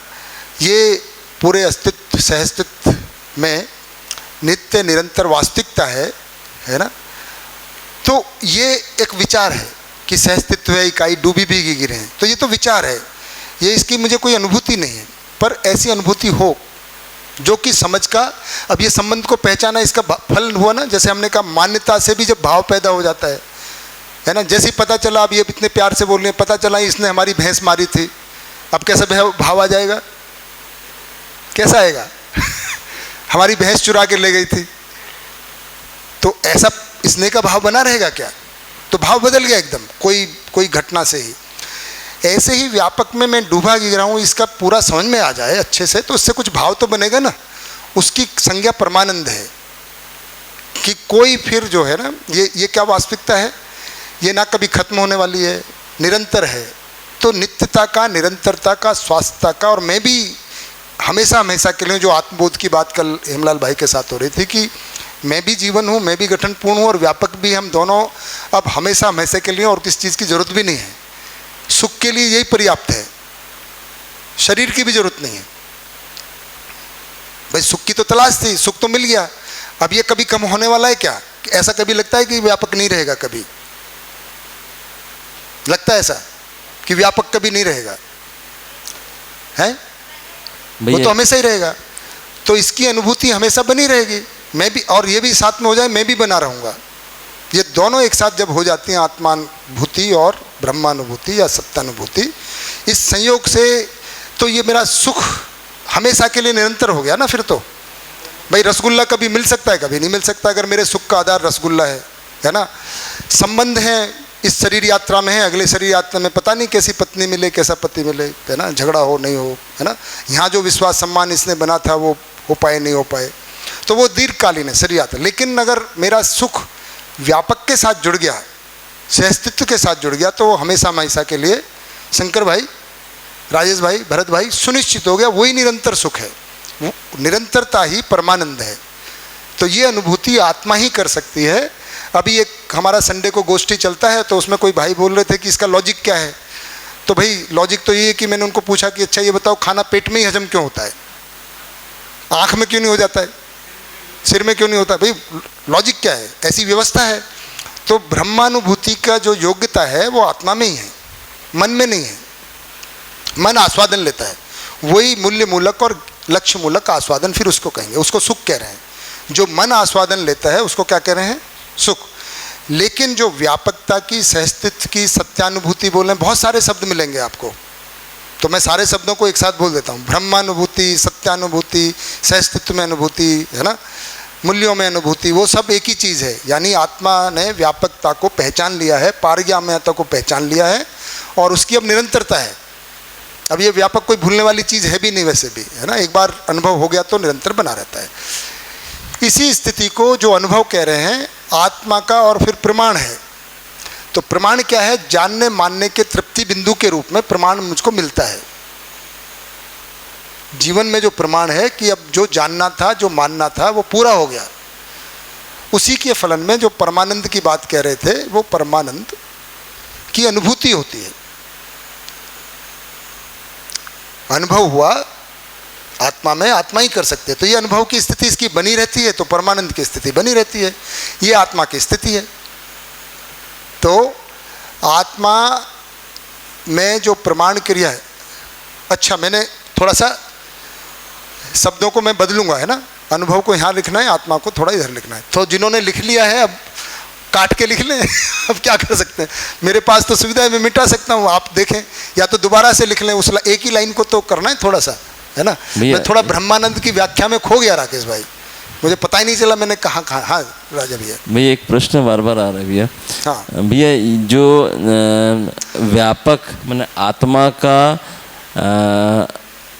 माने व्यापक का जो आत्मा को जो अनुभूति हो रहा है, आत्मा में व्यापक की जो अनुभूति है ना, तो हम बार बार व्यापक शब्द से जो भाव हम मतलब अभी के क्रम में ले रहे हैं, बार बार यही ले रहे हैं, ठीक है ना, कि मैं चारों ओर व्यापक से घिरा हुआ हूँ, है ना। तो जिस ऐसे मत लो, अभी जब होगा तब बताना। अभी तो ये सब तो विचार है ही कि संपर्कता है, तो संपर्कता में सब आ ही जाता है।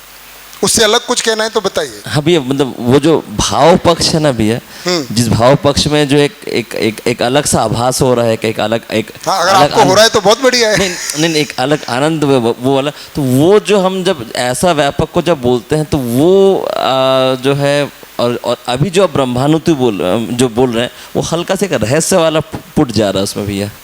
क्या क्या पुट जा रहा है भैया? हल्का सा रहस्य वाला पुट जा रहा है। रहस्य कहाँ जा रहा है? मैं तो इशारा कर ही रहा हूँ भाई, ऐसा अभी व्यापक का नहीं हो रहा है, होगा तो हो जाएगा। देखिए रहस्य क्या है, जिस चीज़ का हमको नहीं पता है वही रहस्य है। जिसको बिजली का ये नहीं पता ये ट्यूबलाइट कैसे जल जाती है, उसके लिए वो रहस्य है ना, कि हाँ ऑन किया और ये लाइट आ गई है, ये क्या हुआ, ये तो चमत्कार है। किसी भी व्यक्ति के लिए वो घंटी बज गई है ना, तो ब्रह्मानुभूति के साथ चाय की अनुभूति लेते हैं, फिर आते हैं वापस। चलिए स्वादानुभूति, और 11:30 आ जाते हैं ना, ठीक है 20 मिनट है हमारे पास, ठीक है आइए, 20 से 22 मिनट है।